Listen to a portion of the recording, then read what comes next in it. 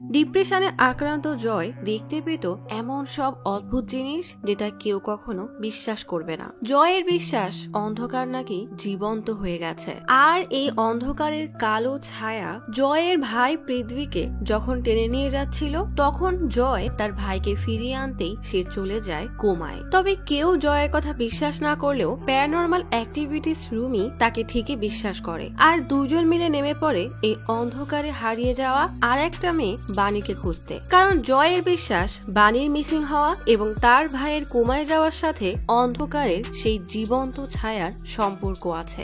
গত 1 মাস যাবৎ বাণীকে খুঁজে পাওয়া যাচ্ছে না, তাই তার বাবা রোজ থানায় এসে বসে থাকে। এই কেসের দায়িত্ব পড়ে ইন্সপেক্টর কল্পনার কাঁধে। সবার নজরে বাণীর কেসকে সাধারণ মিসিং কেস মনে হলেও কল্পনার মনে হয় বাণীর কেসের সাথে জড়িয়ে আছে এমন কোন রহস্য যা বড় বড় অফিসাররা কাউকে জানতে দিতে চায় না। বাণীর মিসিং রহস্য সমাধান করতে গিয়ে কল্পনা জানতে পারে বাণীর সাথে জয়ের কোমায় থাকা ভাই পৃথ্বীর কোনো একটা সম্পর্ক তো অবশ্যই আছে। তবে সন্দেহ তালিকা থেকে জয় আর রুমিও মুক্তি পায় না, কারণ তারা যেদিন বাণীর খোঁজে বাণীর বাসায় গিয়েছিল সেদিন রাতেই বাণীর বাবা আর মায়ের রহস্যজনক মৃত্যু হয়। মৃত্যু, নিখোঁজ, অন্ধকার ছায়ার এই গোলক ধাঁধা আরো পেঁচিয়ে যায় যখন এই সবকিছুর সাথে জড়িয়ে যায় শহরের নাম করা ওষুধ কোম্পানি উবার ফার্মার নাম। এদিকে শহরের এক আশ্রম থেকে ঘোলা চোখের এক দাগি আসামি তুলে নিয়ে আসে এক বাচ্চাকে। তার মাথায়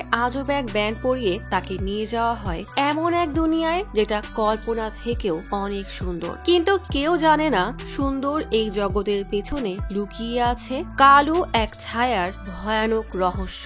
আসলে কি হচ্ছে এই শহরে? কেনই বা সন্ধ্যা নামলেই কালো ছায়া পিছু করে বেড়াচ্ছে এই শহরের মানুষদের? এমনই ভয়ানক এক কালো ছায়া, অসাধারণ সব টুইস্ট আর হরর মিস্ট্রিতে ভরা গল্প নিয়ে আজ এক্সপ্লেইন করব সম্প্রতি মুক্তিপ্রাপ্ত ওয়েব সিরিজ আন্ধেরার শেষ 4 এপিসোড। 5 থেকে 10 লাইনের এই সাংশ থেকে আগের গল্পের কিছুই বুঝতে পারবেন না, তাই রহস্যে ঘেরা এই গল্পকে আরো ভালোভাবে বুঝতে দেখে আসুন এর আগের 4 পর্বের এক্সপ্লানেশন।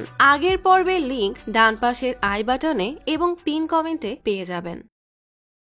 আয়েশা আত্মা হিলিং সেন্টার থেকে বের হয়ে গাড়িতে উঠতেই রাজ আচমকা এসে তার জানালার কাঁচ বাড়ি দিয়ে ভাঙে। তখনই আয়েশার ভিডিও কল পেয়ে কল্পনা কল রিসিভ করতেই দেখে রাজ আয়েশার মাথা গাড়ির ডিকিতে চেপে ধরে আছে। রাজ বলে, বাণীকে এত খুঁজিস না যে তোর বেস্ট ফ্রেন্ড আয়েশাই যেন গায়েব হয়ে যায়। তোর এই তদন্ত শেষ কর, নয়তো তোর বান্ধবীকে আমি শেষ করে দিব বলেই চলে যায়। কল্পনা দৌড়ে সেন্টারে আসতেই দেখে আয়েশা তখনও ভয়ে কাঁপছে। কল্পনার সান্ত্বনা দিয়ে বলে, চিন্তা করো না, এমন আর হবে না, সব দোষ আমারই, আমার জন্য ওরা এসব করার সাহস পেল। আয়েশার সিকিউরিটির জন্য 2 জন গার্ড রেখে কল্পনা প্রচুর রেগে থানায় এসে নায়কের কেবিনে বসতেই নায়ক টিটকারির হাসি দিয়ে বলে, নিজেকে খুব হিরো ভাবছিলি? তুই জানিসও না ওরা তোর ক্যারিয়ার একদম শেষ করে দিবে। কল্পনা নায়কের মাথায় বন্দুক তাক করে বলে, এবার বল কে আমার ক্যারিয়ার নষ্ট করবে? ভয়ে নায়কের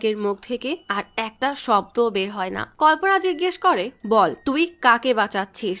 নায়ক ভয়ে গোখলেকে ডাকলে গোখলে এসে কল্পনাকে থামতে বলে। মা হন্যে হয়ে কি যেন একটা খুঁজছে। তখনই জয় আচমকা পৃথ্বীর লাইফ সাপোর্ট সরানোর ফর্ম দেখিয়ে জিজ্ঞেস করে, তুমি কি এটা খুঁজছো? মা ভয়ে আটকে ওঠে। জয় অবাক হয়ে জিজ্ঞেস করে, তুমি জয়ের সাথে এসব কিভাবে করতে পারো? টাকার সমস্যা হলে আমি কাজ করব, একজন মা হয়ে তুমি এসব ভাবতে পারলে কিভাবে? মা অসহায়ের মতো তাকিয়ে বলে, মা বলেই এমন করতে পারছি। এক ছেলেকে বাঁচানোর চেষ্টা করতে গিয়ে আর এক ছেলের জীবন ঝুঁকিতে ফেলতে পারবো না। আমি জানি তুমি পৃথ্বীকে দেখলে তোমার তীব্র অপরাধ বোধ হয়। পৃথ্বীর গ্লাসকো স্কেল কত জানো? জয় বুঝে যায় এসব ওই ডক্টর আজিজ মাকে বুঝিয়েছে। তাই মাকে বলে, পৃথ্বী কোনো অ্যাক্সিডেন্টের জন্য কোমায় যায়নি, কারণ আমি সেদিন তার সাথেই ছিলাম। পৃথ্বীর উপর আন্ধেরা অ্যাটাক করেছে আর আমি সেটা নিজ চোখে দেখেছি। ছেলের এসব আশ্চর্য কথা শুনে মা কান্না করতে থাকে। জয় কোনোভাবেই মাকে বোঝাতে পারে না। রেগে সেই ফর্ম ছিঁড়ে ফেললেও মা মনে করে তার ছেলে আসলেই অনেক অসুস্থ, তাই বুকে পাথর রেখে বলে তুমি আমার সিদ্ধান্ত পরিবর্তন করতে পারবে না বলেই চলে যায়। জয় তাড়াতাড়ি রুমিকে কল দেয়। কল্পনাকে কমিশনার কল দিয়ে দেখা করতে বলে তার মন খারাপ হয়ে যায়। কল কেটে সামনে ড্রিম ক্যাচারের দিকে তাকাতেই কল্পনা হঠাৎই কেমন যেন ঘোরের মধ্যে চলে যায়। সে যেন তার নিজের নিয়ন্ত্রণে নেই। কালো বিভৎস হাত কল্পনার কাঁধ থেকে ধীরে ধীরে উঠতে থাকে। কল্পনা অবাক হয়ে তার কাঁধে তাকাতেই বিভৎস কালো হাত দেখে ভয়ে আটকে ওঠে। ধ্যান ভাঙলেই দেখে আসলে আয়েশা তার কাঁধে হাত রেখেছে। আয়েশা জিজ্ঞেস করে কি হয়েছে। কল্পনা বলে কমিশনার কল দিয়েছিল, সাসপেনশন হতে পারে বা চাকরিও যেতে পারে। তখনই আবার কল আসলে কল্পনা বের হয়ে যায়। কমিশনারের অফিসে আসতেই কল্পনা কমিশনারের কাছে গতকাল নায়কের মাথায় বন্দুক তাক করার জন্য সরি বললে পাশ থেকে আরেক অফিসার বলে সরি বলার দরকার নেই। কল্পনা অবাক হয়ে তাকালে কমিশনার বলে এর নাম বারোট, স্পেশাল ব্যুরোর অফিসার। এবার তো তোমাকে চাকরি থেকে বেরিয়ে করে দিত, তবে বারোট তোমার বাণী বাড়ুয়ার কেস বিষয়ে জানতে চায়। কল্পনা অবাক হয়ে তাকালে বারোট বলে তুমি যেই লোককে খুঁজছো তার নাম রাজ নয় বরং ডারিয়াস কুপার। সে অনেক ডেঞ্জারাস। তাকে যে যত বেশি টাকা দেয় তার হয়ে কাজ করে। এতদিন ওকে ধরিনি কারণ আমরা জানতে চাই সে কার হয়ে কাজ করছে এবং কেন কাজ করছে। তবে সে লুকিয়েছিল, তোমার তদন্তের কারণেই সে আবারও বেরিয়ে এসেছে। তার মানে তুমি সঠিক পথেই যাচ্ছ, তাই তোমাকে এখন সব রহস্যের সমাধান করতে হবে। এদিকে সেই সিক্রেট চেম্বারে ওমরের উপর এক্সপেরিমেন্ট চলছে। সাহায় বলে ওমর এখন তোমার চোখ খোলো। ওমর চোখ খুলতেই সাহায়ের অ্যাসিস্ট্যান্ট বলে ডাউনলোড হয়ে গেছে। একজন এসে ওমরের মাথা থেকে অ্যাটমটা খুলে নিতেই সাহা এসে ওমরকে জিজ্ঞেস করে আজ বাগানে গিয়ে কেমন লাগলো। ওমর বলে ওখানে তো আমি একটা বন্ধুও বানিয়েছি, একসাথে লুকোচুরিও খেলেছি।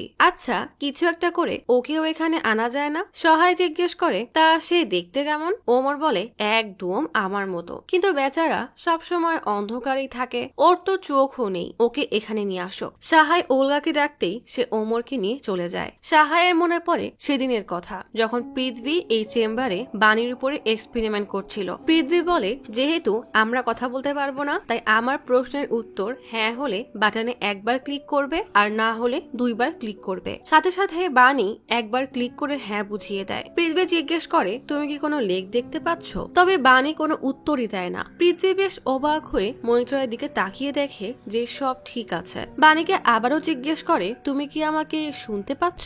বাণী তবুও কোনো উত্তর দেয় না। পৃথ্বী বাণীকে ডাকতে গেলে লক্ষ্য করে বাণী জোরে জোরে নিঃশ্বাস নিচ্ছে, যেন সে কিছু একটা দেখে ভয় পাচ্ছে। হঠাৎ মেশিন বিপ বিপ করতে শুরু করে। বাণীর চোখ একদম সাদা হয়ে গেছে। সে জোরে জোরে বাটন ক্লিক করতে থাকে। পৃথ্বী মনিটরে তাকিয়ে দেখে বাণীর ব্রেনের 53% লাল হয়ে গেছে। সে দ্রুত ক্যামেরা তাকিয়ে সাহাইকে এই প্রসিডিওর বন্ধ করতে বলে। বাণী আচমকায় পৃথ্বীর কলা ধরে আজব ভাষায় কি যেন বলতে থাকে। পৃথ্বী আর কোনো উপায় না পেয়ে দ্রুত অ্যাটেম খুলে দিতেই বাণী বেহুশ হয়ে যায়। বেশ কয়েকবার টাকার পর বাণীর হুঁশ ফিরলে বাণী ভয়ে চমকে উঠে বলে আমি আন্ধেরাকে দেখেছি, সে আমার পিছনে আসছে। বলি পৃথ্বীর কোট ধরে লুকানোর চেষ্টা করতে থাকে। পৃথ্বী সাহাইকে বিষয়টা জানাতেই সাহাই যেন তার কোনো কথাকে পাত্তাই দেয় না, উল্টা বলে সব এক্সপেরিমেন্টে এমন একটু একটু হয়ে থাকে, এসব নিয়ে ভাবার কিছুই নেই। পৃথ্বী বলে বাণী প্রচুর ভয়ে ছিল, আমার তো মনে হচ্ছে মাইন্ড স্পেসে কিছু একটা অবশ্যই হয়েছে। সাহাই বলে তুমি ভালো করে জানো কেতাজনিক ওষুধ দিলে মানুষ হ্যালোসিনেট করে, আর মাইন্ড স্পেস একটা সিমুলেটরের মতো, মানে যার বাস্তবে কোনো অস্তিত্বই নেই। ওই দুনিয়া বাস্তবে নেই, তাই আমরা যা বলি আমাদের সাবজেক্টরা সেটাই দেখে। পৃথ্বী বলে আমি তো সেটাই বলছি, আমি যখন কোনো অন্ধকারের কথা বলিনি তাহলে বাণী কেন বারবার অন্ধকার বলে চিৎকার করছিল। সাহাই বিরক্ত হয়ে বলে ওদের মতো স্কোট আর ক্রিমিনালদের কি হলো না হলো তা দিয়ে এই দুনিয়ার কারোর মাথা ব্যথা নেই, তাই এসব ভাবা বন্ধ করো। পৃথ্বী রেগে বলে ওরা মানুষ, কোনো গিনিপিগ না যে ওদের সাথে আমাদের যা খুশি তাই করব। সাহাই রেগে বলে তা তুমি কি চাও আমরা এখন এনিম্যাল ট্রায়াল করব? তোমার দ্বারা এসব হবে না, তাই তুমি আর এখানে আসবে না। পৃথ্বী চুপ করে দাঁড়িয়ে কি যেন ভেবে বলে এই ট্রায়াল এবার আমি নিজের উপরে করব। আমি জানতে চাই এই আন্ধেরা আসলে কেমন।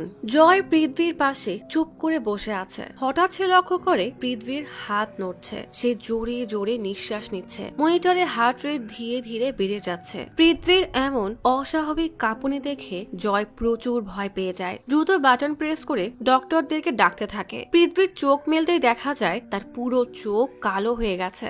আচমকাই সে জয়ের গলা চেপে ধরে ভয়ানক দৃষ্টিতে তাকায়। জয়ের ডাকটা রুমির কণ্ঠে ভেসে আসতেই সে চোখ মেলে দেখে আশেপাশে সব স্বাভাবিক। রুমি দ্রুত পানি এনে জয়কে দিলে জয় বলে, দুঃস্বপ্ন দেখেছি। তুমি কি কল্পনার সাথে কথা বলেছো? তখনই কল্পনা আসলে সে কাকে যেন কল দিয়ে জয়কে বলে, তোমার মায়ের কাছে পৃথ্বীর লিগাল রাইট আছে, তাই এসব বন্ধ করা সম্ভব না। জয় বলে, আর কি কোনো উপায় নেই? আমি মাকে কোনোভাবেই বোঝাতে পারছি না। কল্পনা বলে, না, এটা তোমাদের ফ্যামিলি ম্যাটার, পুলিশ কিছুই করতে পারবে না। একটাই পথ আছে, কোর্ট অ্যান্ড জাংশন নিয়ে আসতে হবে, তবে সেটা অনেক ঝামেলার। কল্পনা চলে যেতে গেলে জয় বলে, যদি আপনাকে আমি এমন কোনো প্রমাণ দিই যেটা আপনাকে কেস সলভে সাহায্য করবে, তাহলে কি আপনি আমাকে সাহায্য করবেন? কিছুক্ষণ পরেই সুশান্ত চার্চে আসলে জয় আর রুমির সাথে কল্পনাকে দেখে দৌড়ে ভয়ে যেতে গেলে জয় আর রুমি তাকে বোঝায় যে কল্পনা তাদেরকে সাহায্য করবে। সুশান্ত তবুও না বুঝলে কল্পনা বলে, পুলিশ তোমাকে প্রোটেকশন দিবে। সুশান্ত টিটকারির হাসি দিয়ে বলে, আপনি কি আদেও জানেন এই আন্ধেরা আসলে কতটা ভয়ানক? আমরা চাইলেও তার ভেতরে দেখতে পারবো না, কিন্তু সে আমাদের ভেতরে সব জানে, এমনকি আমাদের মনের গভীরে লুকানো সিক্রেটও সে ভালো করেই জানে। এরপর সে আমাদের নিজেকে শেষ করতে বাধ্য করবে। কল্পনার সকালের কথা মনে পড়লেও সে নিজেকে সামলে বলে, এমন উদ্ভট ভূত পেতের কথা বিচারককে বললে উল্টা আমরাই ফেসে যাব। বলেই রেগে চলে যেতে গেলে সুশান্ত বলে, আগেই বলেছিলাম ওই বিড়াল চোখী লোকটা পুরো পুলিশ ডিপার্টমেন্টকে কিনে রেখেছে। কল্পনা দ্রুত ডারিয়াসের কেস দেখিয়ে জিজ্ঞেস করে, তুমি কি এর কথা বলছো? সুশান্ত বলে, হ্যাঁ, এই তো আমাকে এক্সপেরিমেন্টের জন্য রাজি করিয়েছিল। আসলে এই এক্সপেরিমেন্টের সবকিছু এই লোকটাই সামলায়। আমি তো শিওর বাণীর মৃত্যুতে এর হাত আছে। কল্পনা বলে, বাণী গায়েব হয়েছে, এখনো মরেনি। সুশান্ত বলে, আমি নিজ চোখে দেখেছি বাণী অত উঁচু বিল্ডিং থেকে পড়ে গেছে, তাহলে সে বেঁচে আছে সেটা কিভাবে সম্ভব? জয়কে জিজ্ঞেস করুন, সেও দেখেছে। কল্পনা হতবাক হয়ে তাকালে রুমি বলে, আমি আপনাকে সব বুঝিয়ে বলছি। বারোট কল্পনাকে একটা কনফিডেন্সিয়াল রুমে এনে বলে, এই রুমে যা ডিসকাশন হবে সেটা বাইরের কেউ যেন না জানতে পারে। কল্পনা বলে, আমি শিওর যে ডারিয়াস কোনো অবৈধ এক্সপেরিমেন্টে জড়িত, যার কারণে মানুষের মৃত্যুও হয়েছে। একজন আছে যার নিজের উপরে ট্রায়াল করা হয়েছিল, তবে এই কেস যখন তখন আমাদের বিপক্ষে যেতে পারে। একটা লোক লাইফ সাপোর্টে আছে, সে আমাদের মুখ্য সাক্ষী, তবে তার মা তার লাইফ সাপোর্ট সরানোর পারমিশন দিয়েছে। এই জন্য আমাদের কোর্ট অ্যান্ড জাংশন মানে তাকে এই কাজ থেকে বিরত থাকার পারমিশন আনতে হবে। কল্পনা কিছুক্ষণ পর বাইরে আসলে রাজীব বলে, বারোর স্যার যখন তার বিষয়ে আপনাকে বলতে মানা করেছে, তাহলে আমাকে কেন বলছেন? কল্পনা বলে, কারণ যখন কেউ তার সম্পর্কে বলতে মানা করে তখন নিজের বিশ্বস্ত একজনকে বলে রাখতে হয়। রাজীব বারোটের নম্বর সেভ করতে করতে জিজ্ঞেস করে, তাহলে এই কোর্ট অর্ডারের কি হলো? এদিকে অ্যাটমের ডিক্রিপশন চলছে। রুমি আর জয় পৃথ্বীকে নিয়ে চিন্তায় আছে। কল্পনা কল দিয়ে জানায় কোর্ট জাংশন পাওয়া গেছে। সবাইকে খুশি দেখে সুশান্ত মন খারাপ করে তার মেয়ে জুলিয়া ছবির দিকে তাকায়। সুশান্ত বলে, আমি তো শুধু একটা স্বাভাবিক জীবন চেয়েছিলাম, কিন্তু এখন কখনো পুলিশ থেকে পালাচ্ছি, তো কখনো আন্ধেরা থেকে পালাচ্ছি, আর কখনো আমার ওই ইভিল টুইন থেকে পালাচ্ছি। ইভিল টুইন নামটা শুনতেই রুমি অবাক হয়ে তাকালে সুশান্ত বলে, সে অনেক ভয়ঙ্কর, তার কোনো চোখ নেই, মুখ নেই। যখনই আমি ইমোশনালি দুর্বল হয়ে যাই তখনই তাকে দেখতে পাই। জয়ের মনে পড়ে তার ইভিল টুইনের কথা, সেও এমনই কাউকে দেখেছিল যে তাকে টেনে নিয়ে যাচ্ছিল। জয় বলে, ওই শয়তানকে দেখে এমন মনে হয় যে আমাদের সব বাজে চিন্তা, খারাপ স্বভাব সব যেন ওই শয়তানের রূপে আমাদের সামনে দাঁড়িয়ে আছে। রুমি বলে, তার মানে তুমি সেদিন এই ইভিল টুইনের কথাই বলছিলে? তখনই কম্পিউটার নোটিফাই করলে দেখা যায় অ্যাটেমের ডিক্রিপশন শেষ হয়ে গেছে। সুশান্ত এই অ্যাটেমের ক্লাউড স্টোরেজে ঢুকে বলে, এদের একটা ফিজিক্যাল সার্ভার তো অবশ্যই আছে, আমাদেরকে সেটাই খুঁজতে হবে। খুঁজতে খুঁজতে Sushant Uber life farmer server পেয়ে যায়। সেটা ওপেন করতেই দেখা যায় সেখানে আলফা, ডেল্টা, থিটা, গামা নামের ফোল্ডার আছে। রুমি আর সুশান্ত কিছু বুঝতে না পারলেও জয় বলে, এগুলো হলো মানুষের ব্রেনে তৈরি হওয়া ইলেকট্রনিক ওয়েভস। সুশান্ত একটা ফোল্ডারে ঢুকতেই দেখা যায় এক একজনের নামের এক একটা করে ফোল্ডার রাখা, তাতে কিছু ওয়েভের মতো রাখা আছে। জয় বলে, আমার মনে হয় যারা এই অ্যাটম একবারের জন্য হলেও মাথায় পড়েছে তাদের ব্রেন ওয়েভ এই অ্যাটমে সেভ হয়ে গেছে, আর এগুলো তারই ডেটা। সুশান্ত বলে, তা এরা এসব ডেটা নিয়ে কি মার্কেটিং জিনিয়াসদের দিবে? জয় বলে, না, এগুলো কোনো সাধারণ ডেটা মাইনিং না, বরং যাদের গামা ওয়েভস স্ট্রং তারা বাদে সবাইকে রিজেক্ট করা হয়েছে। তার মানে এরা এই ওয়েবগুলোকে ফিল্টার করছে। হচ্ছে। জয় বিষয়টা ভালো করে বোঝানোর জন্য সুশানকে তার এক্সপেরিমেন্ট নেম জুড টাইপ করতে বলে। সাথে সাথেই তার নাম গামা ফোল্ডারে দেখানো হয়। দেখা যায় গামা ফোল্ডারে জুডের নাম সহ বানি, পেশেন্ট এক্স মানে জয়, এমনকি পৃথ্বীর নামও আছে। রুমি বলে পৃথ্বী তো জানতো মেশিনের সমস্যা আছে, তাহলে সে কেন এই এক্সপেরিমেন্টটা করলো? সুশান বলে আমার মনে হয় সে নিজে এই এক্সপেরিমেন্টে গিয়ে সমস্যাটা বোঝার চেষ্টা করছিল। জয় এবার চিন্তায় পড়ে যায়। গল্প চলে আসে সেদিন যেদিন সাহায়ের সাহায্যে পৃথ্বী এক্সপেরিমেন্টে বসেছিল। হঠাৎ পৃথ্বীর ব্রেইন 63% লাল দেখালে সাহায় দ্রুত এক্সপেরিমেন্ট বন্ধ করে দেয়। পৃথ্বীর হুঁশ ফিরতেই বলে বানি ঠিকই বলেছিল। প্রথমে সব ঠিকই মনে হচ্ছিল, এরপর হঠাৎ আমি আন্ধেরাকে দেখেছি। মনে হচ্ছিল ওই আন্ধেরা আমাকে তার মধ্যে নেওয়ার চেষ্টা করছে। আপনি এসব না থামালে আমি হয়তো আর ফিরতে পারতাম না। সাহায় এইসব শুনে বেশ ঘাবড়ে যায়। পৃথ্বী বলে এই প্রক্রিয়া ডিপ্রেশন ঠিক করার জন্য না, বরং এটা ভয়ানক কিছু, তাই না? সাহায় তীব্র অপরাধ বোধে মাথা নামিয়ে নেয়। পৃথ্বী জিজ্ঞেস করে এরা আসলে কি করতে চাচ্ছে। জয় পৃথ্বীর ওয়েব দেখে বলে আমি জানি না এরা আসলে কি করতে চাচ্ছে, তবে এটুকু জানি যে পৃথ্বী এদের আসল উদ্দেশ্য জেনে গিয়েছিল। এই জন্যই সে আমাকে ওই মেশিনের ভেতরে যেতে মানা করেছিল। জয় পৃথ্বীর মতোই বলে এগুলো আসলে ডেটা না, বরং আমাদের কনসাসনেস মানে চেতনা, আমাদের স্মৃতি, অভিজ্ঞতা, সংক্ষেপে বলতে গেলে আমাদের পুরো জীবন। এই এক্সপেরিমেন্ট আসলে ডিপ্রেশন ঠিক করতে নয়, বরং আমাদের কনসাসনেস কপি করার জন্য করা হচ্ছে। রুমে জিজ্ঞেস করে কনসাসনেস কপি করে এরা করবে কি? সাহায় সেদিন পৃথ্বীকে বলেছিল 100 বছর আগে মানুষের গড় আয়ু ছিল 21 থেকে 22 বছর। এরপর অ্যান্টিবায়োটিক্স, ভ্যাকসিন, আধুনিক চিকিৎসা বিজ্ঞান দিয়ে কোন রকমের টেনে টুনে 70 বছর পর্যন্ত বাড়ানো হয়েছে। এই এক্সপেরিমেন্টের মাধ্যমে সেটা অসীম করা সম্ভব। মনে করো আমরা মানুষের কনসাসনেসকে কপি করে যদি সংরক্ষণ করতে পারি, তাহলে সে অমর হয়ে থাকবে, মানুষ হয়ে যাবে অমর। এই এক্সপেরিমেন্টের মাধ্যমে আমরা মৃত্যুকে জয় করতে পারবো। এসব শুনে সুশান জিজ্ঞেস করে তাহলে আমাদেরকে কেন বাছাই করলো? জয় বলে কারণ এই অ্যাটেম ডিপ্রেস পেশেন্ট মানে দুর্বল মানসিকতার মানুষের ব্রেইনে সহজে অ্যাক্সেস নিতে পারে, মানে আমাদের মতো রোগীদের মাইন্ডকে ম্যানুপুলেট অর্থাৎ কৌশলে ব্যবহার করতে পারবে। তবে তাদের এক্সপেরিমেন্ট ভুল হয়ে যায়, আর কনসাসনেস কপি করতে গিয়ে তারা আন্ধেরা নামক ভয়ানক কালো ছায়াকে জীবিত করে দিয়েছে। অর্থাৎ সাবান তৈরি করার সময় যেমন অটোমেটিক গ্লিসারিন তৈরি হয়ে যায়, তেমনই কনসাসনেস কপি করতে গিয়ে তারা মানুষের খারাপ দিক থেকে আন্ধেরাকে তৈরি করে ফেলেছে। সুশান বলে যেহেতু এই আন্ধেরা আমাদের থেকে তৈরি হয়েছে, তাই তারা আমাদের বিষয়ে সব জানে, কারণ এই আন্ধেরা ভাইরাসের মতো আমাদের মাইন্ডে ইনস্টল হয়ে গেছে। ডারিয়াস সাহায়কে প্রচন্ড রেগে জিজ্ঞেস করে এই বাচ্চার এক্সপেরিমেন্টে আর কত সময় লাগবে? সাহায় জিজ্ঞেস করে RP46 নামের ওই ড্রাগটা কি পেয়েছো? ডারিয়াস রেগে বলে ওই ড্রাগ স্মাগল করা এত সহজ না। সাহায় বলে ওই ওষুধ না পেলে এই এক্সপেরিমেন্টও কমপ্লিট হতে সময় লাগবে। ডারিয়াস এবার রেগে বলে এক্সপেরিমেন্টের জন্য তোমার দরকার ছিল একটা পারফেক্ট সাবজেক্টের, যা তুমি পেয়ে গেছো, তাহলে এখন এসব নাটক কেন করছো? আমরা কোনোভাবেই ডেডলাইন মিস করতে পারবো না। সন্দেহর চোখে তাকিয়ে বলে তোমার হঠাৎ এই দুর্লভ ড্রাগটা কেন লাগবে? সাহায় রেগে বলে আগে তুমি বলো এই সিক্রেট রুমটা কোথায়? দেখা যায় সেখানের এক মেশিনে বানিকে শোয়ানো। ডারিয়াস বলে তোমার কাছে এই রুমের সিকিউরিটি ক্লিয়ারেন্স নেই, তাই তোমার সব জানার অনুমতিও নেই। সাহায় রেগে বলে বানি জীবিত থাকুক বা মৃত, সে এই এক্সপেরিমেন্টের একটা অংশ, তাই তাকে এখানে আনার আগে আমাকে জানানো উচিত ছিল। ডারিয়াস রেগে বলে ওবারায় যা বলে আমি তাই করি, তুমিও তাই করবে। সাহায় রেগে বলে আমি তোমার মতো কোনো কুকুর না যে ওবারায় যা বলবে তাই শুনবো। ওবারায় একটার পর একটা সাবজেক্ট পাঠাচ্ছে, আর আমি অ্যানালাইজ করতেই পারছি না যে এক্সপেরিমেন্টে কোথায় ভুল হচ্ছে। ডারিয়াস টিটকারি করে বলে তার মানে ওই RP46 আসলে একটা বাহানা, আসল কথা হলো তোমার এই এক্সপেরিমেন্ট কোনো কাজের না। সাহায় এবার রেগে চিৎকার করে বলে এই প্রক্রিয়াটা আমি বানিয়েছি, তাই সেটা কাজ করবে কি করবে না তার সিদ্ধান্ত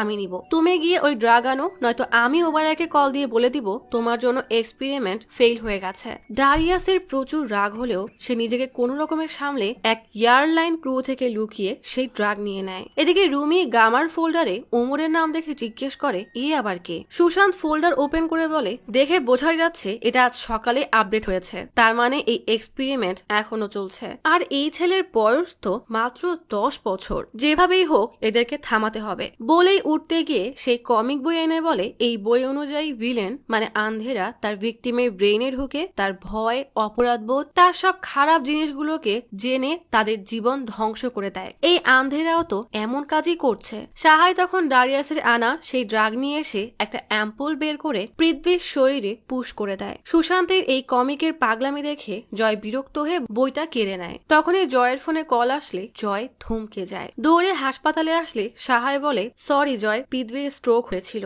জয় সব আশা হারিয়ে মাটিতে বসে পড়ে কান্না করতে থাকে। কল্পনা কোর্টের অর্ডার নিয়ে এসেছে ঠিকই, কিন্তু কোনো কাজই হলো না। পৃথ্বীকে বাঁচাতে না পেরে সে বিমর্ষ হয়ে চলে যায়। নার্স এসে বলে লাশটা ওটিতে নিয়ে যেতে হবে, তাই এখানে সাইন লাগবে। মা অবাক হয়ে জিজ্ঞেস করে লাশ কোথায় নিয়ে যাবেন? নার্স বলে ডক্টর পৃথ্বী তার অর্গান ডোনেট করেছে, তাই এখনই অপারেশন করতে হবে। সাহাই ডকুমেন্ট দেখে মাকে বলে আপনি আমার সাথে আসুন, আমি বুঝিয়ে দিচ্ছি। মা জয়কে জিজ্ঞেস করে পৃথ্বী কি তোমাকে কিছু বলেছিল? জয় সেভাবেই শক্ত হয়ে দাঁড়িয়ে থাকে। মা কি করবে বুঝতে না পেরে সাহায়ের সাথে যায়। সাহাই মাকে বলে মৃত্যুর কয়েক ঘন্টার মধ্যেই অপারেশন করতে হবে, না হলে অর্গানগুলো কোনো কাজেই আসবে না। আপনাকে হয়তো ও বলেনি, তবে ডক্টরদের মধ্যে বিষয়টা স্বাভাবিক। আপনার তো গর্ব হওয়া উচিত, আপনার ছেলে মারা যাওয়ার পরও মানুষের কাজে আসছে। মা কান্না করতে করতে ডকুমেন্টে সাইন করে দেয়। সাহাই রহস্যময় দৃষ্টিতে তাকিয়ে থাকে। রুমি মায়ের কাছে গেলে জয় ভাইয়ের পাশে বসে পুরনো কথাগুলো মনে করতে করতে তার হাত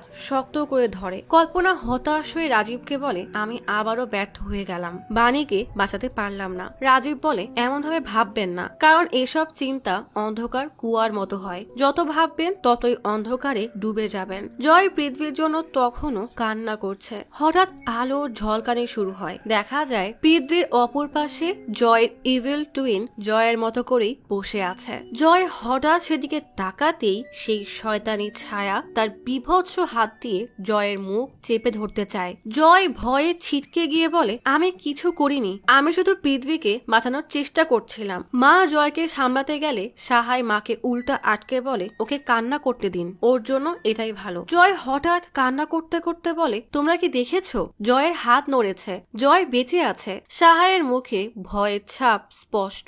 মা রুমি ভাবে জয় হয়তো ভুল বলছে। জয় বলে পৃথ্বী যদি মারা যেত তাহলে আন্ধেরা ওকে নিতে আসতো আর আমি তাকে দেখতে পেতাম। এমন কিছু হয়নি, মানে জয় বেঁচে আছে। জয় রুমিকে বোঝাতে বললে রুমি উল্টা বলে প্লিজ মেনে নাও, জয় মারা গেছে। সাহায় বলে তোমাকে মানতে হবে যে পৃথ্বী মারা গেছে। জয় আচমকা তার কলার ধরে বলে তুমি আমাদেরকে মিথ্যা কেন বলছো? সাহায় জলদি তার ওয়ার্ড বয়কে ডেকে জয়কে ধরতে বলে। মা রুমিকে বোঝায় যে জয়ের সাইকোটিক অ্যাটাক হচ্ছে, আপনারা এখন বাইরে যান। জয় চিৎকার করে রুমিকে বলতে থাকে সবাইকে আন্ধেরার কথা বলো। রুমি বুঝতে পারে না যে সে কি করবে। সাহায় দ্রুত তাকে অজ্ঞান হওয়ার ওষুধ দিতে গেলে জয় চিৎকার করে সাহায়কে বলে আপনি এমন কেন করছেন? আমি পাগল না। মা আর রুমি বাইরে কান্না করতে থাকে। রুমির বারবার তার মায়ের কথা মনে পড়ে। রাতে তার পডকাস্টে বলে আমি কয়েকদিন আগে যে আন্ধেরার কথা বলেছিলাম, সত্যি মুম্বাইতে সেই কালো ছায়া ঘুরে বেড়াচ্ছে। আপনাদের মাঝে কেউ যদি কালো ছায়াকে দেখে থাকেন তাহলে আমার সাথে যোগাযোগ করুন।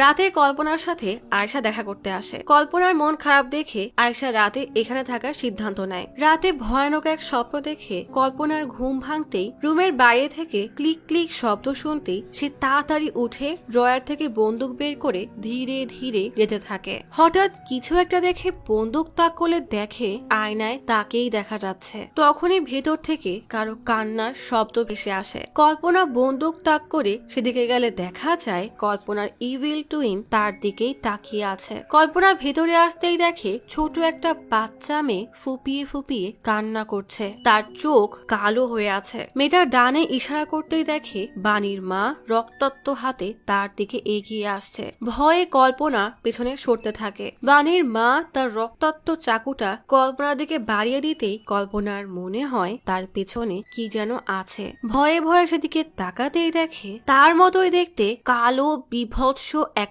অশরীরী। কল্পনার পেছন থেকে উদ্ভট ভাষায় কি যেন বলতে শোনে। তাকাতেই দেখে বাণীর বিভৎস ছায়া তার মুখের কাছে এসে চিৎকার করছে। কল্পনা ভয়ে চিৎকার করতে করতে বন্দুক উপরের দিকে দিয়ে গুলি করতে থাকে। আয়েশা বন্দুকের শব্দ পেয়ে ঘুম থেকে কেঁপে উঠে দৌড়ে এসে দেখে কল্পনা বন্দুক হাতে কাঁচুমুচু হয়ে সামনের দিকে এক নজরে তাকিয়ে আছে। দেখা যায় সামনে বাণীর রক্তাক্ত বিভৎস আত্মা তার দিকে তাকিয়ে আছে। আয়শা সাবধানে বন্দুকটা সরিয়ে জিজ্ঞেস করে, কি হয়েছে? কল্পনা ভয়ে ভয়ে বলে, ওখানে বাণী বসে আছে, ওকে যেতে বলো। আয়শা কোনো মতে তাকে জড়িয়ে ধরতেই কল্পনা চিৎকার করে কান্না করতে থাকে। ডারিয়াস অ্যাম্বুলেন্সে করে একটা বাক্সের মতো কিছু একটা এনে সিক্রেট চেম্বারে আনতেই সাহায় তাড়াহুড়া করে বাক্স খুলে সেই ড্রাগের সেকেন্ড ডোজ পৃথ্বীর বুকে পুশ করে দেয়। বেশ অনেকক্ষণ কাটার পরও পৃথ্বীর জ্ঞান না ফিরলে ডারিয়াস হাসতে থাকে। সাহায়ও তার সব আশা ভরসা ছেড়ে দেয়। তখনই পৃথ্বী জোরে এক নিঃশ্বাস নিয়ে লাফিয়ে ওঠে। তার মানে পৃথ্বী জীবিত আছে। জয় তখন ঠিকই বলেছিল। এখন প্রশ্ন হলো, এরা আসলে পৃথ্বীর সাথে কি করতে যাচ্ছে?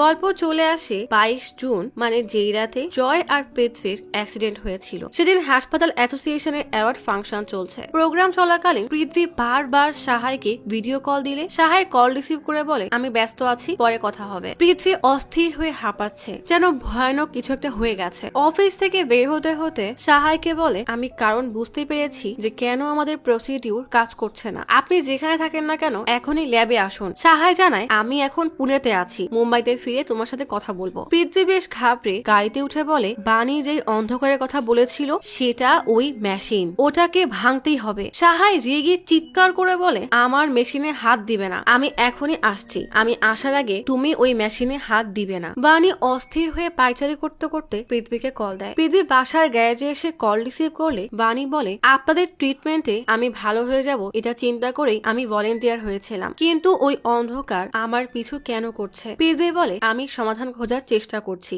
বাণী ভয়ে ভয়ে বলে, ততক্ষণে তো ওই ছায়া আমাকে মেরে ফেলবে। পৃথ্বী বলে, কাল সন্ধ্যা 6টায় আকশা বিচে দেখা করো, আমি তোমাকে সব বলবো। কল কেটে পৃথ্বী উপরের দিকে তাকিয়ে দেখে জয় ছাদের কোনায় দাঁড়ানো। গল্প চলে আসে বর্তমানে। মা ছেলের এই অবস্থা দেখে দুশ্চিন্তায় পাশে বসে কান্না করতে থাকে। রুমে জয়ের ক্যাবিনে ঢুকতেই দেখে তার মামা ডক্টর আজিজ। আজিজ রুমিকে বাইরে এনে বলে, তোমাকে না বলেছি জয়ের থেকে দূরে থাকবে, এই সব তোমার জন্য হয়েছে। রুমি বলে, আমি ওকে সাহায্য করছি, আমি জানি জয় এখন ডিপ্রেশনে আছে, কিন্তু জয়ের এই অবস্থার কারণ অন্য কিছু। আজিজ বলে, জয়ের মা আগে এক সন্তানকে হারিয়েছে, এখন জয়কে হারাতে পারবে না, তাই এখান থেকে চলে যাও। বারোট কল্পনাকে কল দিয়ে বলে, একটা ভিডিও পাঠাচ্ছি, দেখো। কল্পনা ভিডিও অন করে দেখে ডারিয়াসের এক স্টাফ এয়ারপোর্টের বাইরে কিছু করছে। কল্পনা ভিডিও অন করে দেখে এয়ারপোর্টের এক স্টাফ ডারিয়াসকে কিছু একটা দিচ্ছে। আর একটা ফুটেজে উবার লাইফ ফার্মা কোম্পানির বাইরে। বারোট বলে, ওরা কি করতে চায় সেটা জানার এটাই সুবর্ণ সুযোগ। কল্পনা বলে, রেড দেওয়ার জন্য স্কোয়াড টিম লাগবে। বারোট বলে, সব ব্যবস্থা হয়ে যাবে। সাহার পৃথ্বীকে কোমা থেকে বের করার জন্য অ্যাসিস্ট্যান্টকে বলে, প্রসিডিউর শুরু করো। অপরদিকে জয়ের জ্ঞান ফিরে আসে, কিন্তু তার হাত বেডের সাথে বেঁধে রাখা। খোলার চেষ্টা করলে মা এসে তাকে শান্ত হতে বলে। আজিজ বলে, এসব তোমার ভালোর জন্যই করা হচ্ছে, তুমি ট্রমাটাইজ হয়ে আছো, ঘুমের ইনজেকশন দেওয়া হয়েছে। জয় অস্থির হয়ে তার বাঁধন খুলতে বললে মা ছেলেকে শান্ত করার চেষ্টা করে। এদিকে রুমি ক্যান্টিনে বসে তার মায়ের শেষ কথা মনে করছিল। মা কতটা অসহায় হয়ে মামাকে বলছিল, আমি পাগল না, কিন্তু তার কথা কেউ শোনেনি। কল্পনা সে রুমিকে ডেকে নিয়ে যায়। জয় পৃথ্বীর এক্সপেরিমেন্টের কথা বললে মা বলে, পৃথ্বী কখনোই আমাকে এমন কিছু বলেনি। জয় বলে, বিষয়টা অনেক গোপন ছিল, তাই তোমাকে জানাইনি। ডিপ্রেশন ঠিক করার মেশিন, ওই মেশিন থেকেই আন্ধেরা এসেছে। পৃথ্বীর অ্যাক্সিডেন্টও ওই আন্ধেরার জন্যই হয়েছে। তখনই কল্পনা এসে বলে, জয় ঠিকই বলছে, পৃথ্বী আনঅথরাইজ এক্সপেরিমেন্ট করছিল। আজিজ বলে, আপনি এই বাচ্চাদের পাগলামোতে বিশ্বাস করছেন? কল্পনা বলে, হ্যাঁ, পুলিশ এই কেসে তদন্ত করছে,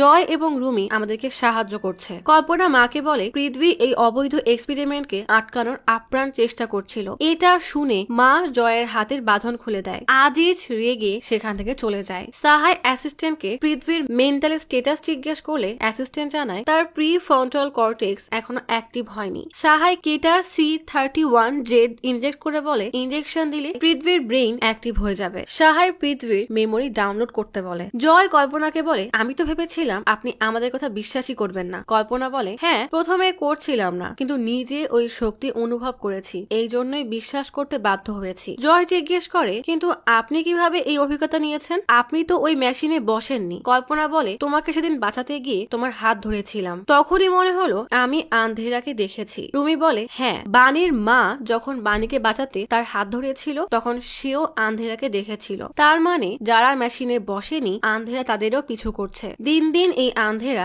আরো শক্তিশালী হচ্ছে। কল্পনা বলে, আমরা মনে হয় মেশিনের লোকেশন জানতে পেরেছি। রুমি কল্পনাকে বলে, সুশান্তকে সাথে নিয়ে যান, ও ওই জায়গাটা দেখেছে। কল্পনা সুশান্তকে কল করার জন্য বের হয়ে যায়। জয় বলে, আমি বিশ্বাস করতে পারছি না যে পৃথ্বী নেই, সব আমার দোষ। পৃথ্বী আমাকে মানা করেছিল, কিন্তু আমি যে করেছিলাম যেন আমাকে ওখানে নিয়ে যায়। রুমি জিজ্ঞেস করে কোথায়। জয় বলে, সেই রাতে আমি অনেক ডিপ্রেস ছিলাম, তাই নিজের জীবন শেষ করতে ছাদের কোনায় গিয়ে দাঁড়াই। পৃথ্বী জয়কে ছাদে দেখে দৌড়ে উপরে আসে। জয় বলে, আমার উপর দিয়ে কি যাচ্ছে তুমি বুঝতে পারছো না। পৃথ্বী জয়কে টান দিয়ে সরিয়ে নিয়ে আসে। জয় জানায়, যেদিন থেকে ওই ট্রিটমেন্ট বন্ধ করেছো সেদিন থেকে আমার ডিপ্রেশন আরো বেড়ে গেছে। পৃথ্বী অনেক বোঝানোর চেষ্টা করে, কিন্তু জয় আরো রেগে যায়। জয়কে শান্ত করতে জয়ের হাত ধরলে পৃথ্বীও অন্ধকারকে দেখতে পায়। জয় বলে, তুমি আমাকে এখনই নিয়ে চলো, না হলে আমি লাফ দিব। পৃথ্বী ভাইকে বাঁচাতে বলে, ঠিক আছে চলো। ল্যাবে যাওয়ার সময় পৃথ্বী খেয়াল করে রোড লাইট ধীরে ধীরে বন্ধ হয়ে অন্ধকারে ছেয়ে যাচ্ছে। হঠাৎই গাড়ির পেছন সিট থেকে বিভৎস আকৃতির কালো কুচকুচে অন্ধকার এসে পৃথ্বীর মাথা ধরে স্টিয়ারিং এ বাড়ি দেয়। তখনই গাড়ি কন্ট্রোল হারিয়ে অ্যাক্সিডেন্ট হয়। জয় বলে, আমি সেদিন জোর না করলে আজ পৃথ্বী বেঁচে থাকতো। কল্পনা বলে, সুশান্ত উবার লাইফ কোম্পানিতে যাচ্ছে, আমাদেরকে এখনই বের হতে হবে। সাহার পৃথ্বীর সামনে বসে বলে, তুমি তো জানো মাইন্ড স্পেস একটা সমাধান মাত্র, আমি তোমাকে বাস্তবে নিয়ে আসতে চাই। তুমি কি আলো দেখতে পাচ্ছ? পৃথ্বী নিজেকে কালো অন্ধকারের সাগরে ভাসতে দেখে। সুশান্ত ফার্মা কোম্পানির বাইরে পুলিশের গাড়িতে বসে ভয়ে ভয়ে বলে, আমি কিন্তু ভেতরে যাব না। রুমি বলে, ভেতরে গিয়ে মেশিন পেলে অন্ধকারও শেষ, আর এই এক্সপেরিমেন্টও শেষ হয়ে যাবে। সুশান্ত বলে, ঠিক আছে, কিন্তু এই কমিক বইটা পড়ো। রুমি নিয়ে বলে, আচ্ছা পড়বো। কল্পনা ফোর্স নিয়ে ধীরে ধীরে ভেতরে প্রবেশ করে। রিসিপশন থেকে কল দিয়ে উপর মহলে জানাতে গেলে এসআই তার ফোনটা কেড়ে নেয়। সাহার পৃথ্বীকে বলে, আলো দেখতে পাচ্ছ? পৃথ্বীর সাগরের মধ্যে এক ফোঁটা আলো দেখতে পেলে নড়ে ওঠে। সাহায় বলে, আলোর দিকে এগিয়ে যাও। অ্যাসিস্ট্যান্ট মনিটরে খেয়াল করে ধীরে ধীরে তার ব্রেন অ্যাক্টিভ হচ্ছে। পৃথ্বী কোমা থেকে বের হয়ে আসছে। কল্পনা ম্যানেজারকে ওয়ারেন্ট দেখিয়ে টিমকে বলে, সব দরজা এখনই বন্ধ করে দাও। এদিকে ডারিয়াস ক্যামেরা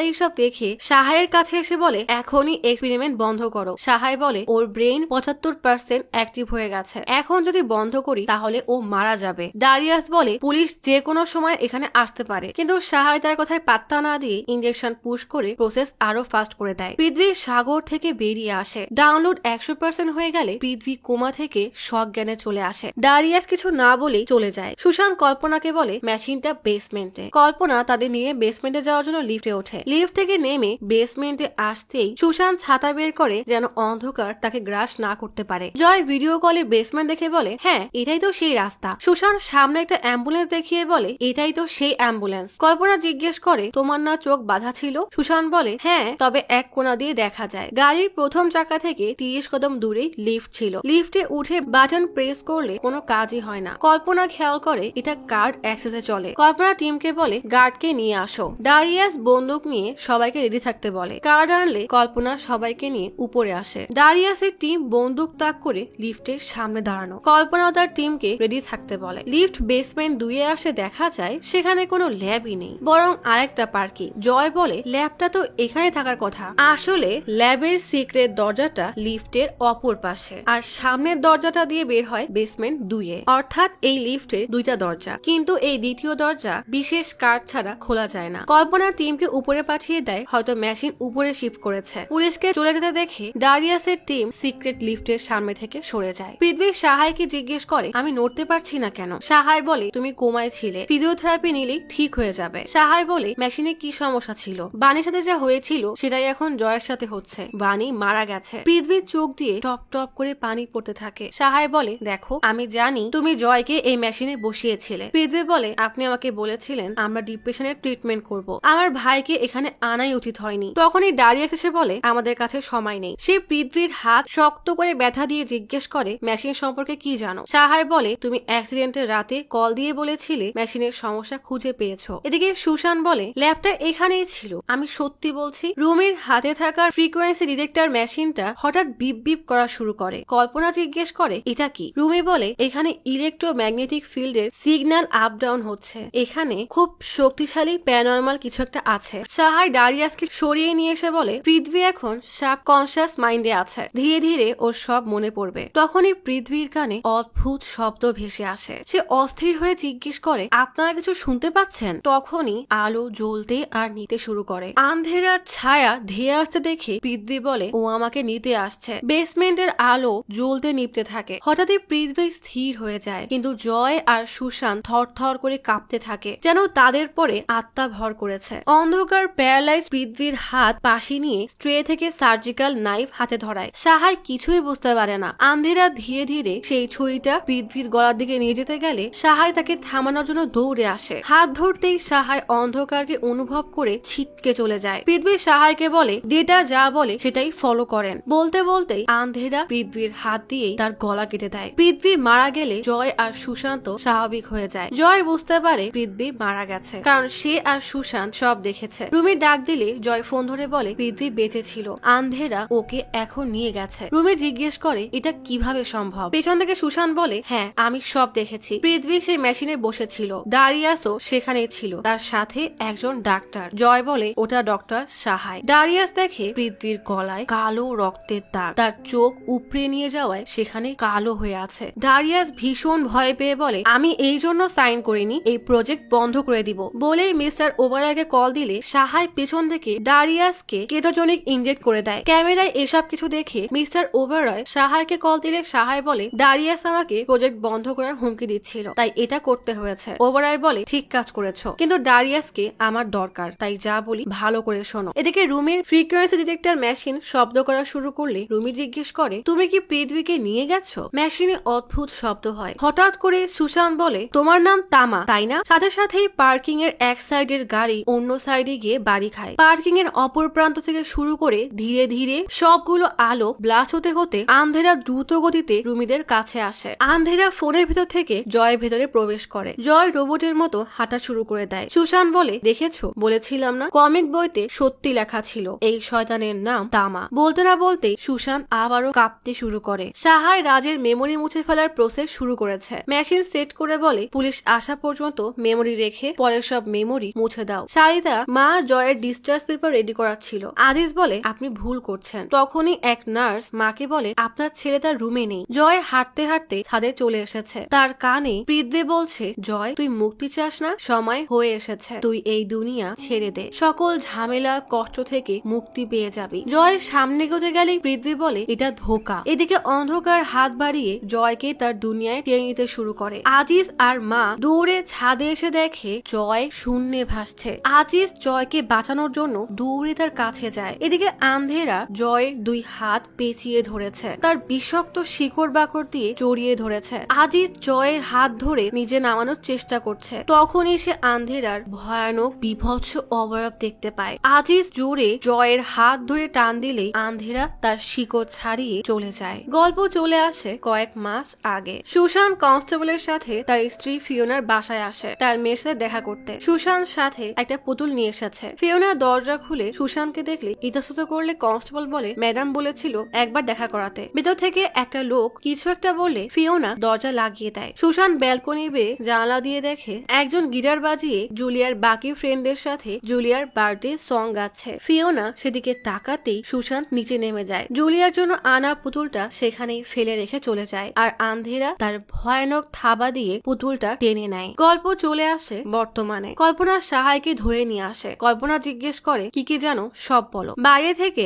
জয় এবং রুমি সব দেখছে। সাহায় বলে আমি তো আগেই বলেছি ডারিয়াসকে আমি চিনি না, আর Uber life pharma board director হওয়ার সাথে সাথে আমি আরো 6টা কোম্পানি বোর্ড অফ ডিরেক্টর। আর কিছু জানতে হলে আমার উকিলকে নিয়ে আসেন। ভিকটিমদের ছবি দেখালে সাহায় বলে বাকি দুজনকে আমি চিনি না, শুধু পৃথ্বীকেই চিনি। কল্পনা বলে ঠিক আছে তাহলে পৃথ্বীর সম্পর্কেই বলেন, তার মৃত্যুর পর লাশ কি করেছেন। সাহায় বলে ও অর্গান ডোনেট করতে চেয়েছিল, তাই আমি ওটিতে নিয়ে যাই। কল্পনা রেগে তার কলার ধরে বলে আমাকে কি বোকা মনে হয়? আমি জানি পৃথ্বীর মৃত্যু ওটিতে না, বরং তোমার ল্যাবে হয়েছে। কল্পনা কনস্টেবলকে ডেকে ইঞ্জেকশন এনে ভয় দেখাতে থাকে। তখনই আয়শার কল আসলে কল্পনা বেরিয়ে যায়। আয়শা বলে আমি ডারিয়াসকে দেখেছি, ওকে ফলো করছি। কল্পনা বলে লাইভে লোকেশন পাঠাও আর গাড়ি থেকে নামবে না, কারণ ও অনেক ডেঞ্জারাস। কল্পনা রাজীবকে বলে তুমি এদিকে খেয়াল রাখো, আমি এখনই আসছি। এদিকে রাজীব বলে ড্রাগসের ইঞ্জেকশন নিয়ে আসো। সাহায়কে সেই ইঞ্জেকশন দিতে গেলেই সাহায় ভয়ে ভয়ে বলে ঠিক আছে আমি সব বলছি। ঠিক তখনই সাহায়ের উকিল সেখানে এসে বলে এসব বেআইনি কাজ। রাজীব বলে আরে এটা তো কেবল পানি। সাহায় জয়কে চোখ রাঙিয়ে থানা থেকে চলে যায়। উকিল সাহায়কে গাড়িতে তুলে দিয়ে বলে উপর থেকে অর্ডার এসেছে, বাসা থেকে বের হবে না, ফাইনাল প্রসিডিউরের সময় তোমাকে ডাকা হবে, এখন বাসায় যাও। কল্পনা আয়শার দেওয়া লোকেশন অনুযায়ী নির্জন এক রাস্তায় এসে দেখে দুইটা গাড়ি দাঁড় করানো। আয়শার গাড়িতে আয়শা নেই। কল দিলে আয়শার ফোন বন্ধ পায়। বন্দুক বের করে কল্পনা পাশের এক ফ্যাক্টরিতে আসে। কিছুটা সামনে গিয়ে পেছনে কেউ আছে বুঝে হঠাৎ কল্পনা ফিরে দেখে সেখানে আয়শা। দুজনেই লুকিয়ে পড়ে। কল্পনা ইশারায় জিজ্ঞেস করে তোমার ফোন কোথায়? আয়শা ইশারা দিয়ে বলে ফোন হারিয়ে গেছে, ল্যাবটা এখানেই আছে। কল্পনা আয়শার কথা বুঝতে পারে না, তাই আয়শা বালিতে লিখে দেয় যে ল্যাব এখানে। গুটি গুটি পায়ে ধীরে ধীরে দুজন সামনের দিকে এগোতে থাকে। ল্যাবের জিনিসপত্র দেখে কল্পনা বলে তাহলে সব এখানেই হচ্ছিল। তখনই কল্পনার ফোনে আয়শার কল আসে। কল্পনা অবাক হয়ে পিছনে তাকিয়ে দেখে ডারিয়াস আয়শাকে গান পয়েন্টে ধরে রেখেছে। কল্পনা বন্দুক তাক করলেই রাজ আয়শার মাথায় গুলি করে দেয়। আয়শার নিথর দেহ মাটিতে লুটিয়ে পড়ে। কল্পনা আর রাজের মধ্যে গোলাগুলি শুরু হয়ে গেলে কল্পনার হাতে একটা গুলি লাগে। অন্ধকারে ভালোভাবে কিছু দেখতে না পেয়ে কল্পনা গুলি করতেই থাকে। আড়ালে যাওয়ায় কিছু একটা পড়ে যাওয়ার শব্দ শুনে বুঝে যায় ডারিয়াস মারা গেছে। কল্পনা আয়শার লাশের কাছে গিয়ে চিৎকার করে কান্না করতে থাকে। কল্পনা রাজীবকে জানালে পুলিশের টিম এসে স্পটটা সিল করে দেয়। ফরেন্সিক টিম এসে লাশ নিয়ে যায়। বারুদ কল্পনাকে বলে আয়শার মতো সাধারণ মানুষকে কেন এসবের মধ্যে জড়িয়েছো? এই কেসটা জগাখিচুড়ি হয়ে গেছে। এখন ডারিয়াসকে ছাড়া এই ল্যাব আর উবার লাইফের রহস্য আমরা কিভাবে বের করব? ডারিয়াস বেঁচে থাকলে কিছু একটা হতো, এখন কেস ক্লোজ হয়ে গেল। কল্পনা তার বেস্ট ফ্রেন্ডকে হারিয়ে নিঃশব্দে কান্না করতে থাকে। সাহায় তার বাসায় শুয়ে শুয়ে বই পড়ছিল। হঠাৎই চোখের সামনে অন্ধকারের আন্ধেরার ছায়া ফুটে ওঠে। সাহায় খবরে শুনতে পায় একটা গুপ্ত ল্যাবের সন্ধান পাওয়া গেছে, যার এক্সপেরিমেন্ট খরচ উবার লাইফ কোম্পানি দিত। আজ মিস্টার ওবারাই এই ব্যাপারে তার বক্তব্য জানাবে। সাহায় ঘাবড়ে গিয়ে টিভি বন্ধ করে বেরিয়ে পড়ে। আজিজ আলমারিতে কিছু একটা খুঁজছে। কিছু শব্দ পেয়ে রুমি জয় আর আজিজের কাছে আসে। আজিজ তখন চোখের সামনে আন্ধেরার ছায়া দেখতে পায়। আজিজ একটা বাক্স বের করে বলে কাল জয়কে বাঁচাতে গিয়ে যা দেখেছি তাতে মনে হচ্ছে তোমার মা সাবা ঠিকই বলেছিল। যদি তার কথা আগে বিশ্বাস করতাম। যাই হোক, এসব সাবার কিছু জিনিস। বাক্সের ভিতরে রুমি ছোটবেলার ছবি আর একটা ডায়েরি, তাতে একটা গোলাপ রাখা। আজিজ বলে তুমি যেসব প্রশ্নের উত্তর খুঁজছো হয়তো এখানে কিছু একটা পেতে পারো। ডায়েরিতে কেমিক্যাল স্ট্রাকচার দেখে জয় বলে মনে হচ্ছে কোন ড্রাগসের ফর্মুলা। আজিজ রুমিকে বলে তোমার ভাই অসুস্থ হওয়ার সময় সাবা কিছু ওষুধ নিয়ে কাজ করছিল, কিন্তু তোমার ভাইয়ের মৃত্যুর পর তোমার মাকে সেই আত্মা বশ করে নেয়। রুমি প্রকাশনগরের একটা হাইওয়ের ম্যাপ পায়। জয় বলে এই নাম আগেও কোথাও শুনেছি মনে হচ্ছে। আজিজ বলে হয়তো কারো ঠিকানা। রুমি যেন কি মনে করে দৌড়ে ব্যাগ থেকে কমিক বই নিয়ে এসে কমিকে প্রকাশগড়ের নাম দেখায়। প্রথমে তামা আর এখন প্রকাশগড়, তার মানে এটা কাকতালীয় হতেই পারে না। তাহলে কি সত্যি এই কমিক বইয়ের সাথে আন্ধেরার কোনো সম্পর্ক আছে? সাহাই ল্যাবে এসে সব ঠিক আছে দেখে হাফ ছেড়ে বাঁচে। এক্সপেরিমেন্ট রুমে ঢুকতে গেলেই ওলগা এসে জিজ্ঞেস করে আপনি না অসুস্থ ছিলেন? সাহাই বলে না, আমি এখন সুস্থ হয়ে গেছি, কিছু জিনিস ভুলে গিয়েছিলাম তাই নিতে এসেছি। সাহাই উকি দিয়ে দেখে ভেতরে পৃথ্বীর লাশ নেই। ওলগাকে জিজ্ঞেস করে পৃথ্বীর লাশ কোথায়? ওলগা বলে জানি না, উবার ফার্মার লোকেরা নিয়ে গেছে। ভেতরে এসে লাশ রাখা রুমের ছবি দেখিয়ে পৃথ্বী জিজ্ঞেস করে এই রুমটা কোথায়, বলতে পারবে? ওলগা বলে না। ওলগা চলে গেলে সাহাই সেদিনের ভিডিও অন করে। পৃথ্বী বলেছিল ডেটা ফলো করেন। সাহাই চেয়ারের সাথে জড়ানো তার ফলো করে, মানে যেখান থেকে মেইন ডেটা এই চেয়ারে আসছে সেটা ফলো করতে করতে রুমের বাইরে চলে আসে। রুমি আর জয় কমিক বই পড়া শুরু করে। সেখানে লেখা তামা থেকে অন্ধকার সৃষ্টি হয়েছে আর অন্ধকার তামা থেকে সৃষ্টি হয়েছে। নিশাগর পর্বতের উঁচুতে আছে এক শিকার, তার সামনে ছিল বিশাল পর্বত। তামার সাথে মোকাবেলা করার সময় চলে এসেছে। তামা অন্ধকার থেকে জন্ম নেয়। তামাকে খুঁজতে গেলে আগে সে কি চায় সেটা বুঝতে হবে। গ্রামবাসীর চোখের পানিতে হওয়া উল্টা বয়ে যাওয়া কালো নদী পর্বতের শিখরে তামার গুহা পর্যন্ত যায়। তামার পিপাসা এই পানিতেই দূর হয়। এই পানি খেয়ে তামা অনেক শক্তিশালী হয়ে যায়। এই কালো নদী আমাকে তামা পর্যন্ত নিয়ে গিয়েছে। এই গল্প শুনে আজিজ বলে চোখের পানির নদী হয়তো কোনো রূপক গল্প হবে, কিন্তু গল্পটা কার? অপরদিকে সাহায় সেই ডেটা কেবল ফলো করতে করতে রেস্ট্রিক্টেড রুমে চলে আসে। জয় পৃথ্বীর বলা শেষ কথা মনে করে বলে এবার বুঝেছি,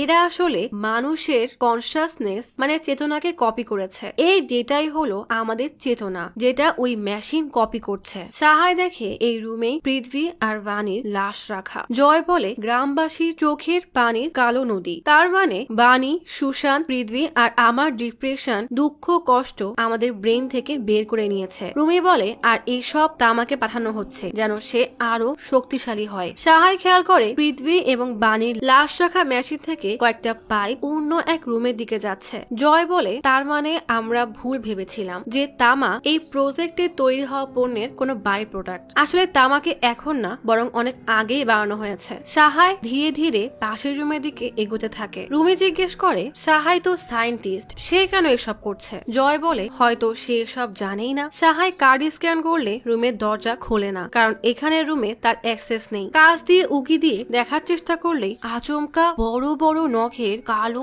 অদ্ভুত আকৃতির বিভৎস এক মানুষ স্বভাবের প্রাণী তার সামনে আসলে সাহাই আটকে উঠে। সাহাই তাড়াতাড়ি সেই রুম থেকে বের হয়ে যায়। হাঁপাতে হাঁপাতে এক্সপেরিমেন্ট রুমে এসে নিজেকে সামলানোর চেষ্টা করে। তখনই ওবারায় কল দিয়ে বলে, তোমার তো ল্যাব থেকে দূরে থাকার কথা, এখন গিয়ে বাসায় থাকো। তুমি জানো জেল থেকে তোমাকে দূরে রাখতে কত কিছু করতে হয়েছে, একটা নকল ল্যাব বানিয়ে পুড়িয়ে দিতে হয়েছে। সাহাই বলে এই এক্সপেরিমেন্ট বন্ধ করতে হবে। সার্ভেনিচের রুমে আমি দেখেছি। ওবারায় বলে, তুমি কি দেখেছো না দেখোনি সেটা বড় বিষয় না, তোমাকে আমি পছন্দ করি, কিন্তু তুমি এই মুহূর্তে যা করছো তা একদমই ঠিক কাজ করছো না। নিজের ইচ্ছায় প্রসিডিউর কমপ্লিট করলে জীবন বাঁচাতে পারবে, আর তোমার কষ্টটাও কম হবে। একমাত্র ওই ছেলে ওমরই এখন আমাদের ভরসা, ওর প্রসিডিউর কমপ্লিট করো। এদিকে ওমরকে স্যুট বুট পরিয়ে 5 স্টার হোটেলে আনা হয়েছে। ডাইনিং টেবিলে ওমরের জন্য রাজকীয় সব খাবার আনা হয়। জয় আর রুমি গল্পের শেষটা খুঁজতে থাকে। রুমি মায়ের ডায়েরির শেষের দিকে কালো কালো অস্পষ্ট দাগ দেখতে পেয়ে বলে, মাকে যে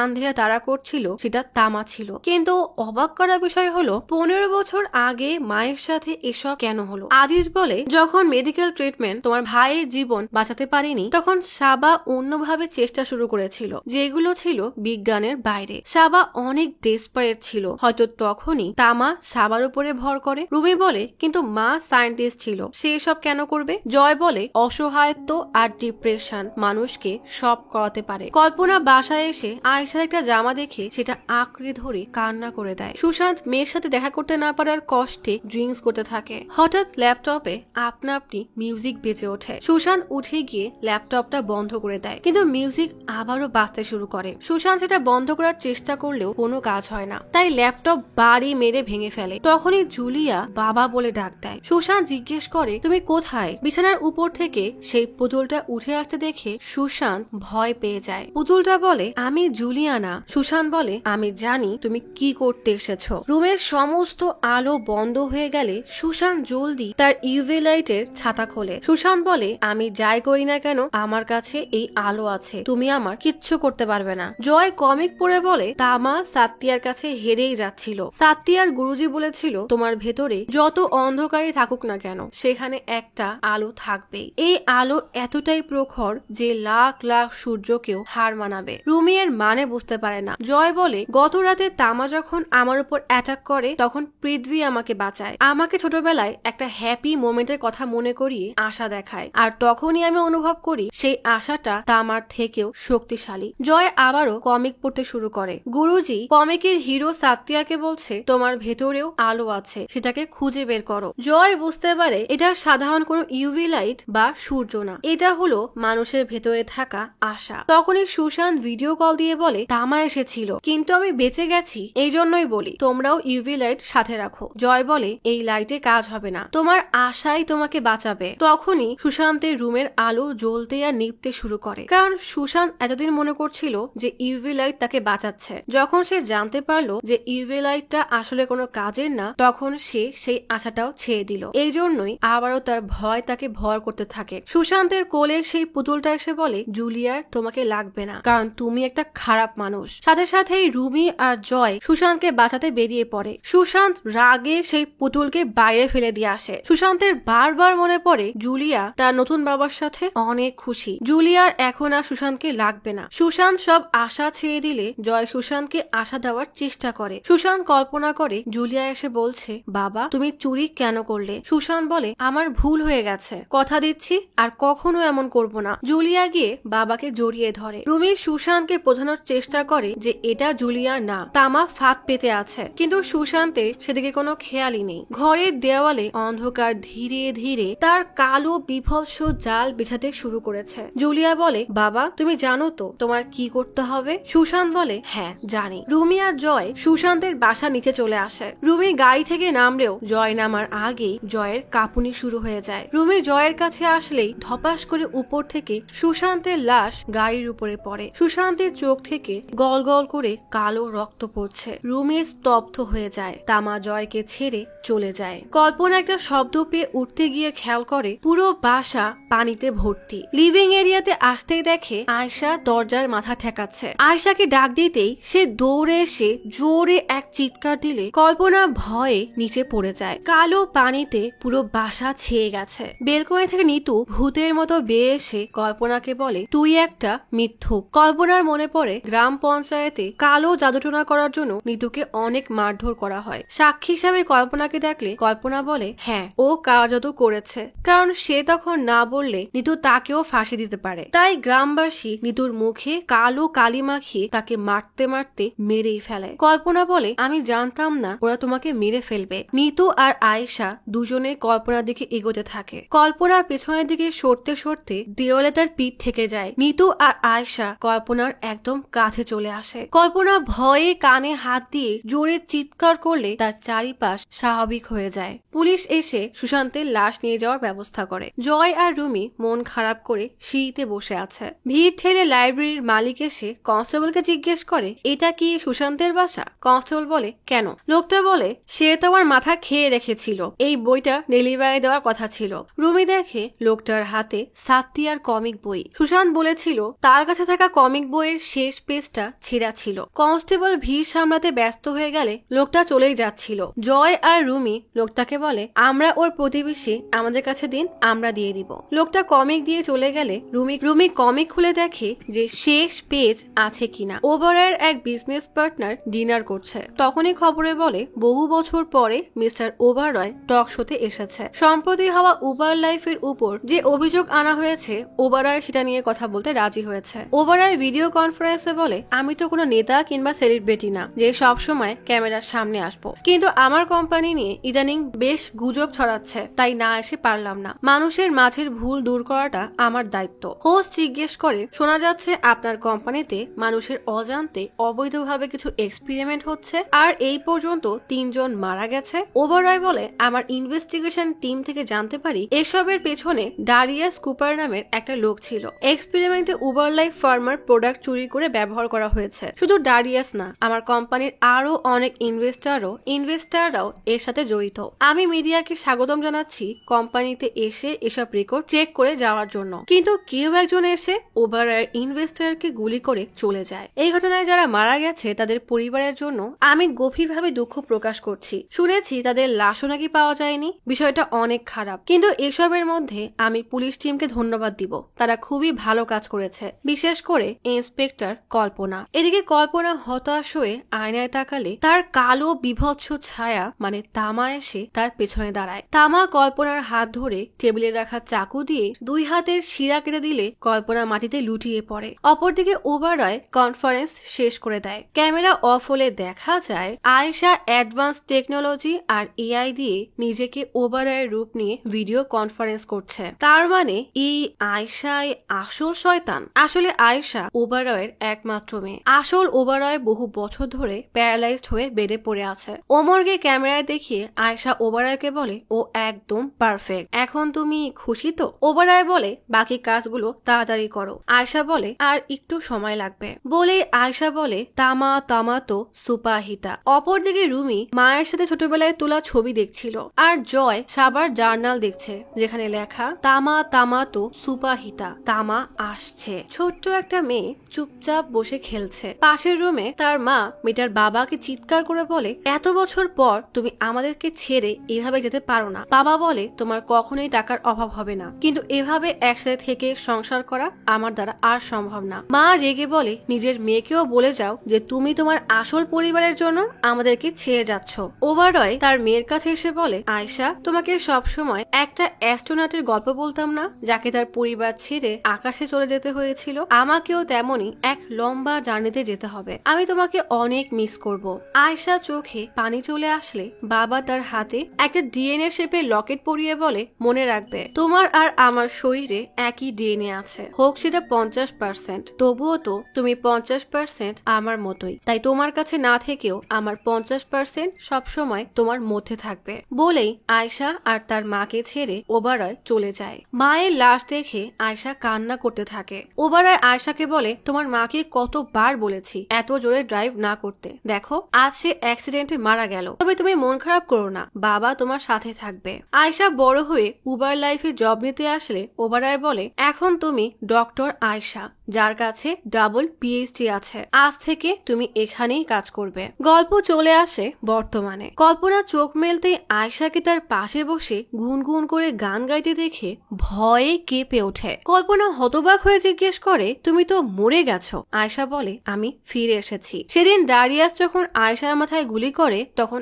আয়শা সেখানেই পড়ে যায়। কিছুক্ষণ পর লাশের ব্যাগে থাকা আয়শার লাশ আচমকায় উঠে বসে। ব্যাগের চেন একা একাই খুলে যায়। মাথার দুই পাশের ক্ষত চিহ্ন আপনা আপনি সেরে যায়, যেন সেখানে কোনো কিছুই হয়নি। আশপাশ থেকে কারোর ফিসফিসানির আওয়াজ ভেসে আসতে থাকে। কল্পনা অবাক হয়ে জিজ্ঞেস করে, এসব কিভাবে সম্ভব? আর ওটা কার ছবি? আমরা কোথায়? আয়শা বলে, ভয় পেও না, এটা আমার বাবার বাসা। এখানে কেউ তোমাকে বিরক্ত করবে না, এখন একটু ঘুমাও। বলেই কল্পনা কিছু বুঝে ওঠার আগেই তার গলায় ইনজেকশন পুশ করে দেয়। কল্পনার শরীর অস্বাভাবিকভাবে কাঁপতে থাকে। আয়শা বলে, চিন্তা করো না, কাল রাতের পর থেকে আমাদের জীবন অনেক সুন্দর হয়ে যাবে। কল্পনা জিজ্ঞেস করে, রাতে কি হবে? আর কিছু বলার আগেই আয়শা কল্পনার মাথায় অ্যাটেম পরিয়ে শয়তানি এক হাসি দেয়। না জানি কল্পনা এখন কি ভয়ানক জালে ফেসে গেছে। ওমরের প্রসিডিওর শেষ হতেই মেশিন আপনা আপনি সরে যায়। সাহায় ওমরকে ডাকতে থাকে। আচমকা ওমর চোখ খুলে বলে, ও কাল রাতে আসছে। সাহায় অবাক হয়ে জিজ্ঞেস করে, কে? ওমর বলে, আন্ধেরা। হঠাৎ উবারের লোকেরা এসে ওমরকে নিয়ে যায় আর ল্যাবের সবকিছু বন্ধ করতে থাকে। সাহায় তো কিছুই বুঝতে পারে না। তখনই ওবারের কণ্ঠ ব্যবহার করে আয়শা কল দিয়ে জিজ্ঞেস করে, ওমর কি রেডি? সাহায় বলে, হ্যাঁ, ভেবেছিলাম আন্ধেরা কোনো ঝামেলা করবে, কিন্তু সব একদম স্বাভাবিকভাবেই হয়ে গেছে। তবে আপনার লোকেরা সব নিয়ে যাচ্ছে। আয়শা বলে, হ্যাঁ, আজ থেকে এক্সপেরিমেন্ট বন্ধ, আর মেশিন নষ্ট করতে তোমার সাহায্য লাগবে, তাই তুমি রেডি থেকো। বলেই কল কেটে দেয়। সাহায়ের সারা জীবনের পরিশ্রম এই মেশিন নষ্ট হয়ে যাবে সেটা জেনে সাহায় চিৎকার করতে থাকে। আয়শাকে তার মতোই কথা বলতে দেখে ওবারায় আয়শার প্রশংসা করলে আয়শা পরম যত্নে বাবার মুখ মুছিয়ে বলে, আমার 50% তোমার মতোই, তাই না? ওবরায় বলে, বলদ সাহায় তার ব্রেইন আপলোড থিওরি সাকসেস করে নাম কামাতে চেয়েছিল, কিন্তু তার বুদ্ধিমতো কোনো পেন ড্রাইভ বা ক্লাউড স্টোরেজে বেঁচে থেকে কি লাভ? আসল অমরত্ব তো আছে তোমার কাছে। গল্প চলে আসে 15 বছর আগে। আয়শা তখনও এমনই সুন্দরী ছিল যেন তার বয়স বাড়েইনি। আয়শা একটা মেন্টাল অ্যাসাইলামে আসলে সেখানে ম্যানেজার বলে, আপনার অ্যাডভান্স টেকনোলজির বিষয়ে আমি অনেক শুনেছি। কথা বলতে বলতে একটা রুমের সামনে আসতেই ম্যানেজার বলে, এই মহিলা কয়েকদিন ধরে বারবার আপনার নাম নিচ্ছে। আয়শা অবাক হয়ে জিজ্ঞেস করে, ইনি আমাকে চিনবে কিভাবে? ম্যানেজার বলে, এই মহিলাটা বারবার বলছে সে নাকি আপনাকে আন্ধেরার সাথে দেখা করাবে। আয়শা বেশ অবাক হয়ে মহিলাটির ক্যাবিনে ঢুকে দেখে সারা দেওয়ালে নানা রকমের লেখায় ভরা। কোথাও লেখা রুমি, কোথাও লেখা তামা, কিছু কেমিক্যালের নাম, আর বড় একটা চোখ আঁকানো। মহিলাটা বিড়বিড় করে বলছে, তামা তামাটা সুপাহিতা। আয়শা আশেপাশে দেওয়ালে লেখা আর ডায়েরিতে নোট করতে টিপ কলমে চাপ দিতেই মহিলাটা থেমে যায়। আয়শা পিছন থেকে সাবাকে হ্যালো বলতেই সাবা রহস্যময়ী এক কণ্ঠে বলে, এত অপেক্ষার পর তুমি তাহলে আসলে? আয়শা কলমটা বন্ধ করতে সেই শব্দ শুনে সাবার অস্বস্তি লাগে। আয়শা জিজ্ঞেস করে, তুমি কি আমাকে চেনো? হঠাৎ আয়শার নজর পড়ে মেঝের মাঝে আঁকানো বড় একটা চোখের দিকে। আয়শা সাবার সামনে বসে জিজ্ঞেস করে, তোমার ফাইল আমি পড়েছি, তুমি জেনেটিক নিয়ে রিসার্চ করতে, তাই না? দেওয়ালে লেখা রুমি নামটা তোমার মেয়ের, তাই না? সাবা ভয়ানক কণ্ঠে বলে, ও তোমার জন্য অপেক্ষা করছে। আয়শা অবাক হয়ে জিজ্ঞেস করে, কে? সাবা সেই চোখের উপর হাত রাখতেই আয়শা জিজ্ঞেস করে, এটা কিসের চোখ? সাবা ভয়ানক দৃষ্টিতে তাকিয়ে আচমকাই পাশবিক শক্তি দিয়ে আয়শার গলা ধরে শূন্যে তুলে ধরে। বাইরে থেকে সবাই দরজা খোলার চেষ্টা করে, কিন্তু দরজা খোলে না। আয়শা ভয়ে ছটফট করতে থাকে। সাবা আয়শাকে দেওয়ালের সাথে বাড়ি দিতেই আয়শা কোনো অশরীরীর ফিসফিসানির আওয়াজ শুনে থমকে যায়। সে একদম শান্ত হয়ে বলে, তামা তামাটা সুপাহিতা। সাবা আচমকাই আয়শার গলায় আয়শার সেই কলম ঢুকিয়ে দিয়ে বলে, তামাকে এই দুনিয়ায় নিয়ে আসার দায়িত্ব এখন তোমার। সাথে সাথেই দরজা খুলে গেলে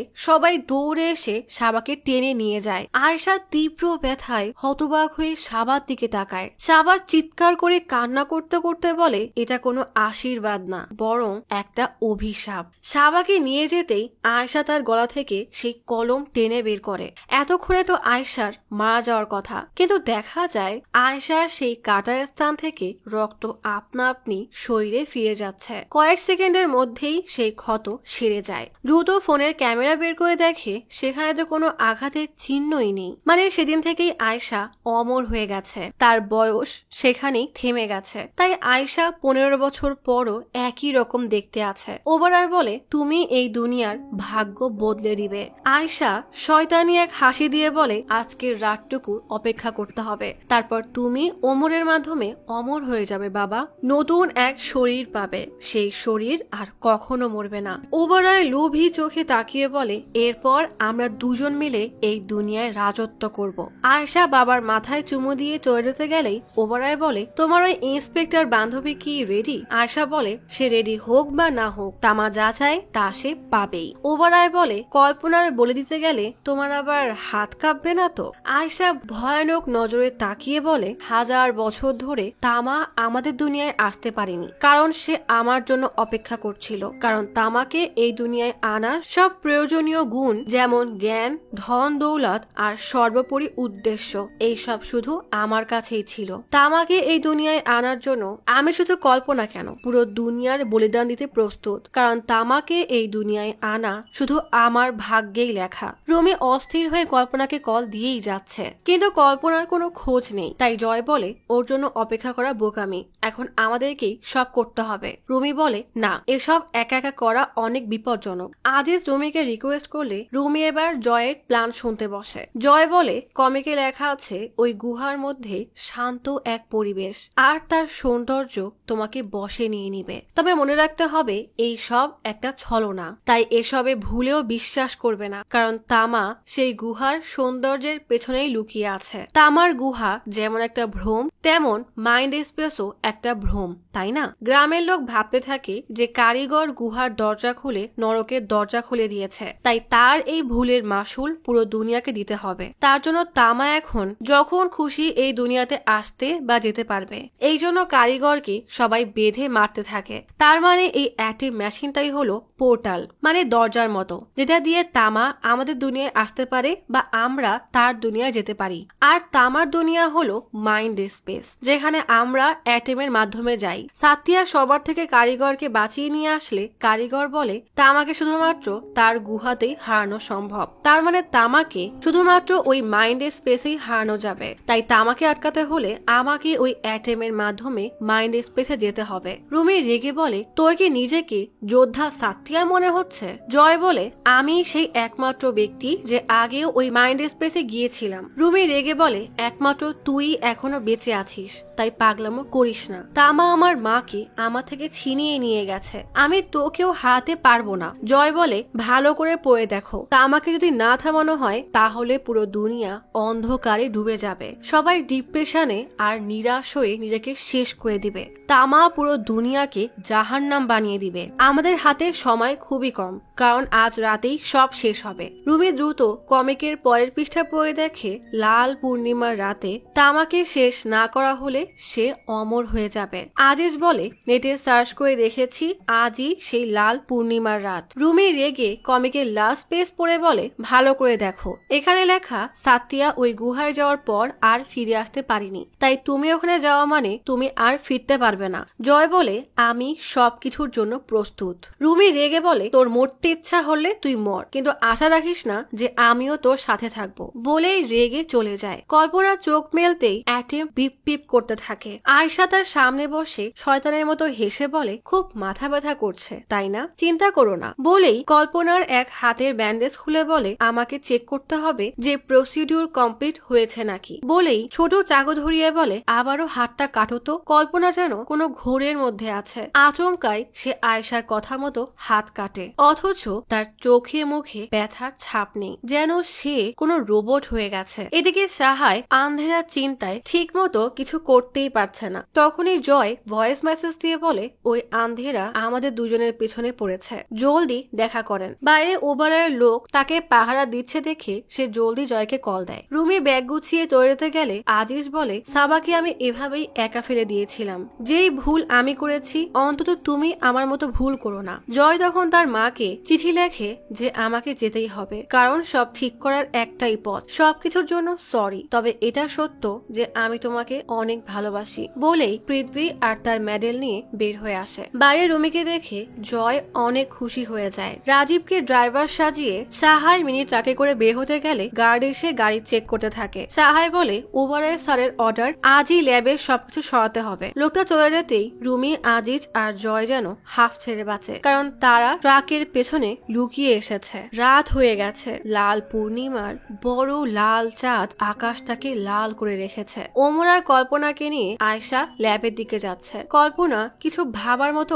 অবস্থায় নেই, কিছু ভাবতে গেলেই তার প্রচন্ড মাথায় ব্যথা হচ্ছে। আয়শা বলে চিন্তা করো না, ওইটা ওই হেয়ার ব্যান্ডের সাইড ইফেক্ট বলেই ওমরের মাথায় হাত বুলিয়ে শয়তানের মতো হাসতে থাকে। এদিকে সাহাই তার টিম নিয়ে উবার লাইফের বেসমেন্টে লিফটে ওঠে। রাজীব গাড়িতে বসে অপেক্ষা করতে থাকে। রুবি বলে এটা তো কেবল একটা পার্কিং বেসমেন্ট, তাহলে আমরা কোথায় যাব? সাহাই তার কার্ড বের করে বলে এই অ্যাক্সেস কার্ডের মাধ্যমে একই লিফট দিয়ে সিক্রেট ল্যাবে যাওয়া যায়। জয় বলে আমি পৃথ্বীর লাশটা একবার দেখতে চাই। সাহাই হঠাৎ লিফটের দরজার অপর পাশের দরজা এসে দাঁড়াতেই সেটা খুলে যায়, মানে ল্যাবের দরজা আসলে ছিল উল্টা পাশে, এই জন্যই পুলিশ সেদিন কিছুই পায়নি। রাজীব লক্ষ্য করে দুইটা গাড়ি এসে থেমেছে। জলদি মুখ ঢেকে নিতেই দেখে গাড়ি থেকে কল্পনা নামছে। সে বেশ অবাক হয়ে তাকায়। এদিকে সাহাই পৃথ্বী আর বাণীর লাশ দেখাতে নিয়ে আসে, দেখে তাদের লাশ সেখানে নেই। রুমি রেগে বলে এর উপর বিশ্বাস করাই ভুল হয়ে গেছে। সাহাই বলে মিথ্যা বলে আমার কি লাভ? তখনই দরজায় শব্দ হলে তারা বুঝে যায়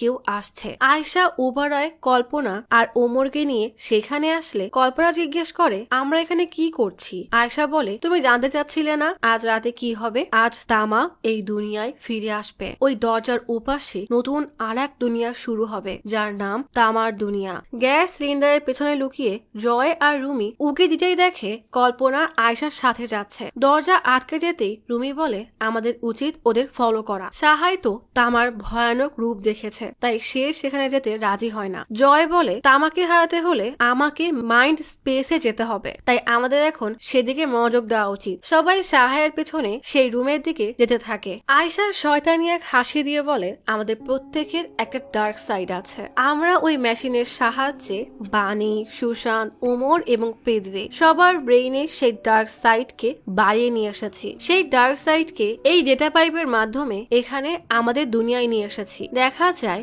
বড় গোল আলোর মতো কিছুতে সবগুলো তার জুড়ে দেওয়া। সেই আলোর মাঝ থেকে তামার কালো বিভৎস ছায়া গলে গলে পড়ছে। আয়শা বলে এই অন্ধকারের মাধ্যমে তামা আমাদের দুনিয়ায় আসবে, আর তারপর শুরু হবে এমন রাত যা কোনোদিনও শেষ হবে না। কথা বলতে বলতে সবার সাথে নিচে নামতে থাকে। সাহাই জয়কে চেয়ারে বসিয়ে তার মাথায় অ্যাটেম লাগিয়ে দেয়। আয়শা কল্পনাকে বলে দুনিয়ার সবচেয়ে শান্তির জায়গা হলো মায়ের গর্ভ, সেখানে তো অন্ধকার থাকে। যখন আমরা মারা যাই তখন আমরা অন্ধকারে মিশে যাই। তাহলে আমাদেরকে সারা জীবন কেন শেখানো হয় যে অন্ধকারকে ভয় পেতে হবে? তাই আমরা এই অন্ধকারকে আর ভয় পাবো না, অন্ধকারকে ভালোবেসে গলায় জড়িয়ে নিব। বিশাল সেই আলোর নিচে তামার কালো ছায়া গলে গলে কালো পানিতে পড়ছে, যেন দুনিয়ার সব অন্ধকার মিলে জন্ম হবে তামার। আয়শা বলে তামা কারোর সাথে বৈষম্য করে না, সাথে সাথেই বড় সেই আলো জ্বলতে আর নিভতে থাকে। কল্পনা আর ওমর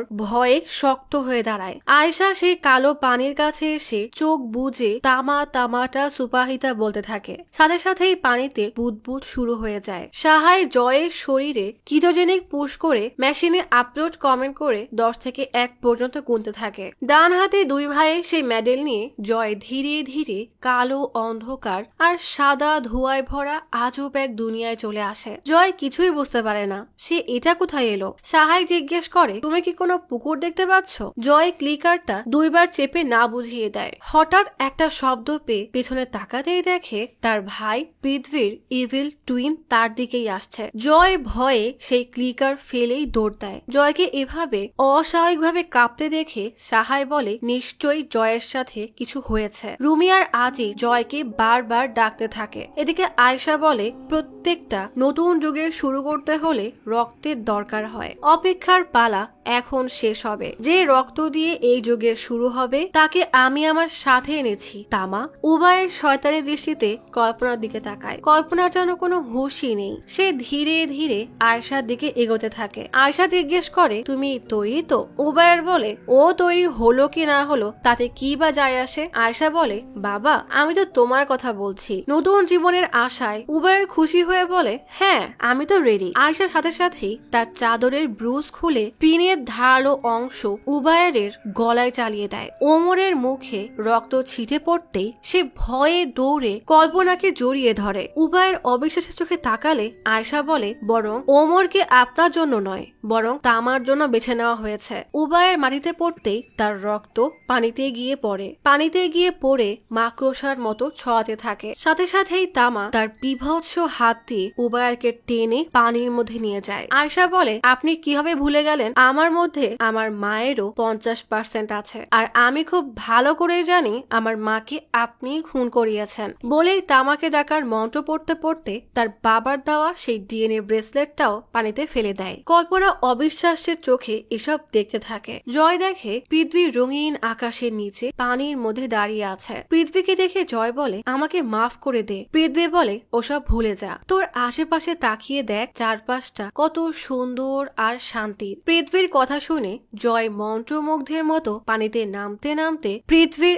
একদম কাছে চলে আসে। আয়শা হাসতে হাসতে কল্পনাকে বলে, আর মাত্র কয়েক মুহূর্তের অপেক্ষা, এরপর তামা আমাদের মাঝে আসবে। এই দুনিয়ায় আর কোনো বৈষম্য থাকবে না, সবাই তামার দাসত্ব করবে। বলেই ওমরকে টেনে পানির কাছে এনে বলে, আজ রাতের পর তামা ওমরের শরীরে এসে পুরো দুনিয়ায় রাজত্ব করবে। কল্পনা নিজেকে স্বাভাবিক করার চেষ্টা করে, কিন্তু তার ঘোর কিছুতেই ভাঙছে না। আয়শা কল্পনাকে বলে, নতুন এই দুনিয়ায় তুমি আর আমি হব তামার সবচেয়ে কাছের মানুষ। আসলে সারা জীবন আমি পরিবারের যে ভালোবাসা চেয়েছিলাম তা একমাত্র তুমিই আমাকে দিয়েছো। আমাকে ছোট বোনের মতো আগলে রেখেছো, তাই আমি তোমাকে এখানে এনেছি যেন তুমি তামাকে এই দুনিয়ায় আসতে দেখতে পারো। ওমরকে বলে, চলো তোমার সেই বন্ধুর সাথে দেখা করব।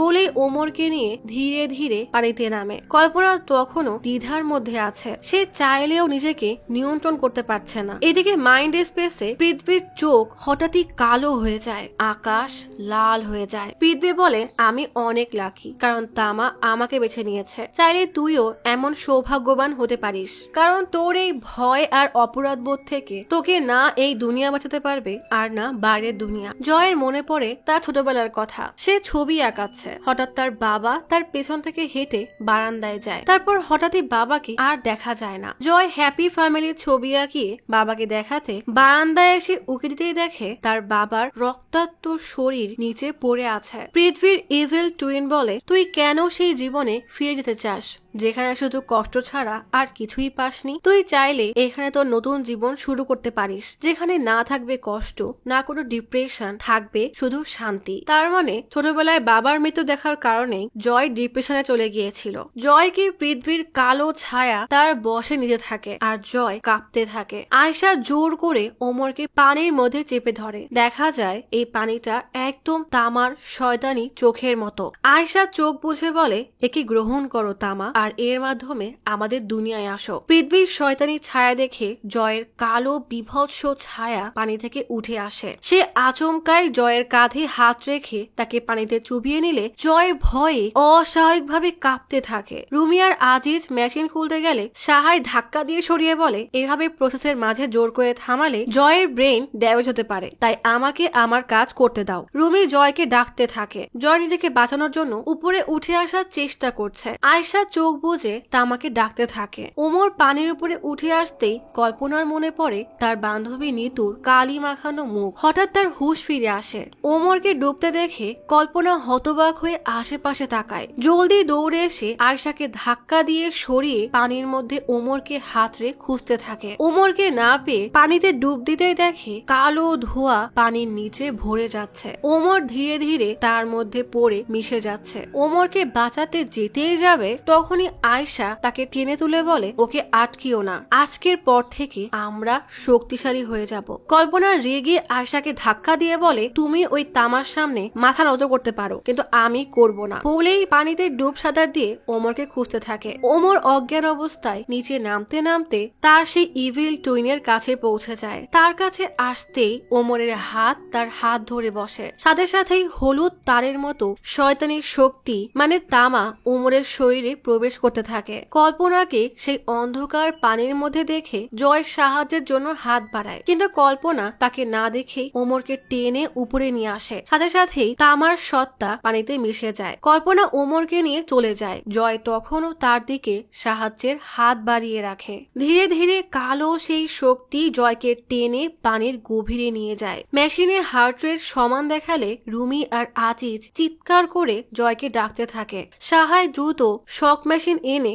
জয়কে শক দেয়, কিন্তু জয়ের কোনো রেসপন্স নেই। পরপর 3 বার শক দেওয়ার পরেও জয়ের কোনো রেসপন্স না পেয়ে সাহায় জয়ের বাঁচার আশায় ছেড়ে দেয়। রুমি কান্না করতে করতে জয়কে ডাকতে থাকে। কল্পনা ওমরকে নিয়ে উঠে আসতেই আয়শা বলে, ওকে ছেড়ে দাও, ওমর শুধুমাত্র তামার। ওমর অনেক লাকি, কারণ তামা তাকে চুজ করেছে। কল্পনা অবিশ্বাসের চোখে তাকিয়ে বলে, এসব পাগলামি বন্ধ করো। হঠাৎ পুরো ল্যাবে বিকট এক আওয়াজ হতে থাকে। পানিতে জোরে জোরে ঢেউ হয়। এত জোরে শব্দ সহ্য করতে না পেরে রুমি, আজিজ আর সাহায় কান বুজে নেয়। আয়শা রেগে বলে, তুমি এসব কি করলে? কল্পনা ওমরকে নিয়ে উপরে উঠতে গেলেই কালো সব বিভৎস ছায়া তাকে আটকে ওমরকে পানিতে নেওয়ার চেষ্টা করতে থাকে। কল্পনার সামনের বিভৎস ছায়াকে জোরে মারতেই সে নিতর রূপ নিয়ে বলে, তুই একটা মিথ্যু। কল্পনার এই লড়াই যেন তার নিজের দুর্বলতার সাথে, তাই সে জোরে চিৎকার করে সবার সাথে লড়াই করতে থাকে। রুমি জয়কে বলে, তোমার মনে আছে পৃথ্বী তোমাকে কি বলেছিল? সেই আশার আলোর কথা মনে করো। পৃথ্বী বলেছিল কখনো হার না মানতে, একমাত্র তুমি তামাকে হারাতে পারো। ছোটবেলায় পৃথ্বী বলেছিল, তোর যখনই ভয় লাগবে তখনই তুই এই মেডেলে হাত ঘুরাবি, তোর সব ভয় দূর হয়ে যাবে। সাথে সাথেই জয় চোখ খুলে তার হাতের মেডেলকে দেখতে থাকে। তখনই ওপর থেকে পৃথ্বী হাত বাড়িয়ে বলে, জলদি উঠে আয়, আমাদের হাতে সময় কম। জয় উপরে উঠতেই তার হাত নড়ে ওঠে। হার্টবিট নর্মাল হতে থাকে, কিন্তু আশেপাশের আলো জ্বলতে আর নিভতে থাকে। সাহায় ভয়ে ভয়ে বলে, তামা আসছে বলে এক রুমে গিয়ে নিজেকে আটকে দেয়। রুমে রেগে ফায়ার এক্সিট ভেঙে কুড়াল বের করে দরজা ভাঙতে গিয়েও কি মনে করে যেন সেই কুড়াল নিয়ে আর একদিকে হাঁটা শুরু করে। আজিজ জিজ্ঞেস করে, তুমি কোথায় যাচ্ছ? রুমি বলে, মা যে কাজটা শুরু করেছিল আমাকেই সেটা শেষ করতে হবে, তুমি জয়কে সামলাও। বলে কুড়াল নিয়ে ল্যাবে সেদিকে যেতে থাকে যেখানে তামার সেই পুকুর আছে। কল্পনা সেই কালো বিভৎস ছায়াদের সাথে প্রাণপণে লড়াই করছে। আয়শা বলে, তামার পথের কাটা হয়ে তুমি অনেক বড় ভুল করেছো। এদিকে মাইন্ড স্পেসে জয় উপরে উঠে পৃথ্বীর হাত ধরতেই যাবে, তখনই কালো ছায়াগুলো তাকে ধরে পানিতে টানতে থাকে। জয় তবুও বহু কষ্টে হাত বাড়িয়ে পৃথ্বীর হাত ধরতেই দেখে সে আসলে পানির উপরে আর জয় পানির নিচে। জয়কে কালো ছায়ারা টেনে নিয়ে যেতে যাচ্ছে। সাথে সাথেই কল্পনার কাছ থেকে সব ছায়া সরে যায়। আশপাশ এমন শান্ত দেখে আয়শা হতবাক হয়ে যায়। জয় অবাক হয়ে বলে, এমন কিভাবে হলো? পৃথ্বী বলে, তুই তামাকে দুর্বল করে দিয়েছিস, কিন্তু তামা এত জলদি হার মানবে না। সে তোকে তার নিয়ন্ত্রণে নেওয়ার চেষ্টা করবে, কিন্তু তুই ওকে জিততে দিবি না। কালো এক ধোঁয়া জয়ের দিকে এগিয়ে আসে। মেশিন আবারও তার কাজ শুরু করে। জয় কান্না করতে করতে পৃথ্বীর কাছে ক্ষমা চেয়ে বলে, সেদিন আমি এমন জেদ না করলে তুই আজ বেঁচে থাকতি। পৃথ্বী বলে, তোর কোনো দোষ নেই। তামা তোর এই অপরাধ বোধকে ব্যবহার করে তোকে বারবার নিয়ন্ত্রণ করার চেষ্টা করবে। আমার হাতটা শুধু ছেড়ে দে। দেখা যায় জয়ের অ্যাটমে যে সবুজ আলো জ্বলছিল সেটা ধীরে ধীরে কালো ধোঁয়া হয়ে যাচ্ছে। জয় কান্না করতে থাকে, তবুও পৃথ্বীর হাত ছাড়ে না। পৃথ্বী বলে, তামাকে হারাতে হলে তোকে আমার হাত ছাড়তে হবে। জয় কান্না করতে করতে পৃথ্বীর হাত ছেড়ে দেয়। পৃথ্বী বলে, তুই তোর ভেতরের আশার আলোকে বাঁচিয়ে রেখেছিস। আজ আমার তোকে নিয়ে অনেক গর্ব হচ্ছে। জয় কান্না করতে করতে পারে এসে জোরে চিৎকার করতে বাস্তব দুনিয়ার সেই কালো ছায়া সরে যায়। জয়ের চোখ থেকে আশার সেই হলুদ রঙের তীব্র আলো বের হতে থাকে। সেই আলোতে সব ডেটার তার জ্বলে পুড়ে যায়। বড় আলোর মাঝের অন্ধকার অংশে হলুদ আলো কুণ্ডলি পাকাতে থাকে। আয়শা বুঝে যায় সে হেরে গেছে, তাই প্রচুর রেগে পানি থেকে উঠে ওমরের দিকে তেড়ে আসতেই হলুদ সেই আলো ছড়িয়ে গিয়ে সেই পানিতে আগুন জ্বালিয়ে দেয়। এতদিনের কষ্ট এভাবে নষ্ট হতে দেখে কল্পনাকে ধাক্কা দিয়ে ফেলে ওমরের গলায় চাকু ধরে বলে, তামা না থাকলে এ আর বেঁচে থেকে কি করবে? বলেই মারতেই যাবে, তখনই পেছন থেকে জোরে শব্দ হওয়ায় সে থমকে যায়। আয়শার হাত থেকে চাকু পড়ে যেতেই ওমর কল্পনাকে জড়িয়ে ধরে। দেখা যায় রুমি আয়শার পিঠে সেই কুড়াল দিয়ে কোপ দিয়েছে। সাথে সাথে আয়শা চারিপাশ থেকে শয়তানের ফিসফিসানির শব্দ শুনতে পায়। আয়শা হতবাক হয়ে রুমির দিকে তাকালেই রুমি ভয়ে পেছন পেছনে সরে যায়। আয়শা ভালো করেই জানে সে অমর, তাই কুড়াল নিয়ে চিন্তা না করে রেগে রুমির গলা চেপে ধরে বলে, তুই তো সাবার মেয়ে তাই না? তুই আমাকে মারবি এটা ভাবলি কিভাবে? তোর মায়ের ব্রেইনেই তো তামা আটকে ছিল, তবে তামাকে এই দুনিয়ায় আনা সাবার পক্ষে সম্ভব ছিল না, সেই জন্যই তামা আমাকে বেছে নেয়। তাই আমি সাবাকে মুক্ত করে দেই, যেমনটা এখন তোকে মুক্ত করব। সাদা সেই বড় গোল আলোতে আগুন জ্বলে উঠতেই আয়শা লক্ষ্য করে তার হাতের চামড়া আগের মতো টান টান নেই, বয়সের ছাপে কুচকে গেছে। ধীরে ধীরে তার মুখের চামড়া কুচকাতে থাকে, মানে তার আসল বয়স অনুযায়ী চামড়া কুচকে যাচ্ছে। আয়শা অবাক হয়ে তার হাত দেখতে থাকে। তামার সেই বিভৎস চোখে আগুন লেগে সেটা বন্ধ হয়ে যায়। কুড়ালটা একা একাই যেন আরো গভীরে গেঁথে যায়। আয়শা সেই কুড়াল বের করার জন্য যন্ত্রণায় ছটফট করতে করতে চিৎকার করতে থাকে। আগুনের মাঝ থেকে তামার বিভৎস কালো হাত এসে আয়শাকে টেনে আগুনের মাঝে নিয়ে যায়। আগুন ছড়িয়ে যাচ্ছে দেখে রুমি, কল্পনা আর ওমরকে নিয়ে জলদি বের হয়ে আসে। রুমি এসে দেখে জয় আর আজিজ দাঁড়ানো, তাই দৌড়ে এসে জয়কে ধরে। তখনই রাজীব, বারট আর তার টিমকে নিয়ে আসলে রাজীব দেখে কল্পনা পড়ে যাচ্ছে, তাই দৌড়ে এসে ওমরকে ধরে।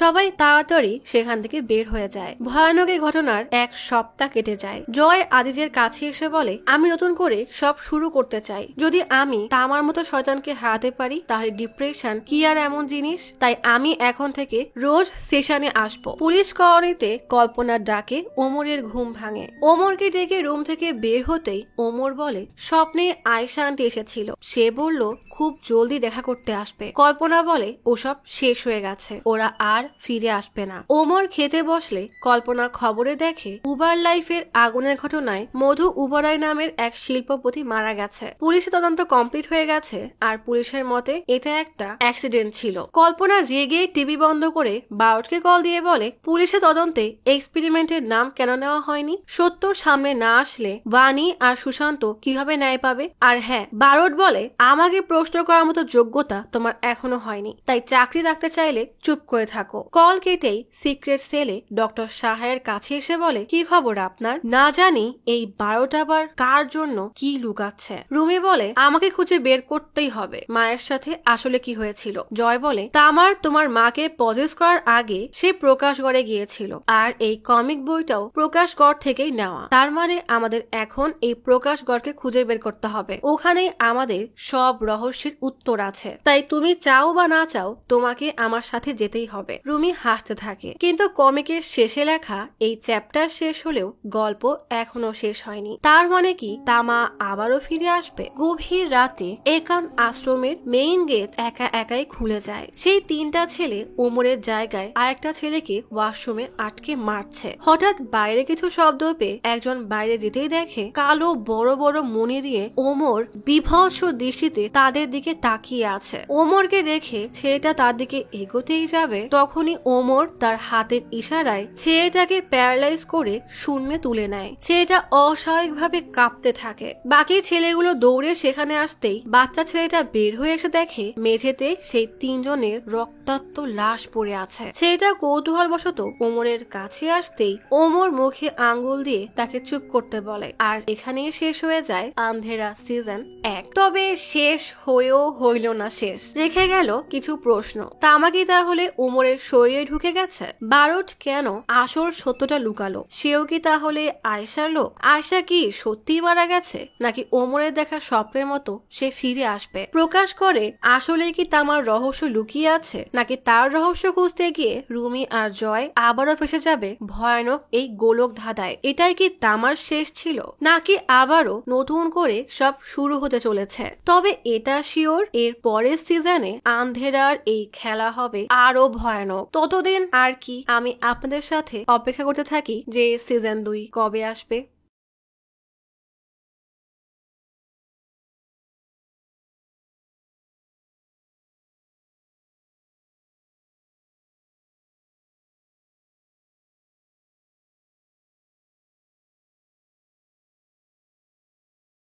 আজ তাহলে এখানেই চলে যাচ্ছি। শীঘ্রই ফিরবো নতুন অথবা পুরাতন ইউনিক কোনো মুভির গল্প নিয়ে। ফিরে আসা পর্যন্ত লাইক, কমেন্ট এবং সাবস্ক্রাইব করে অচিরার গপ্পসপের সাথেই থাকুন। পাশে থাকা বেল আইকনটি ক্লিক করে রাখুন। দেখা হবে পরের ভিডিওতে।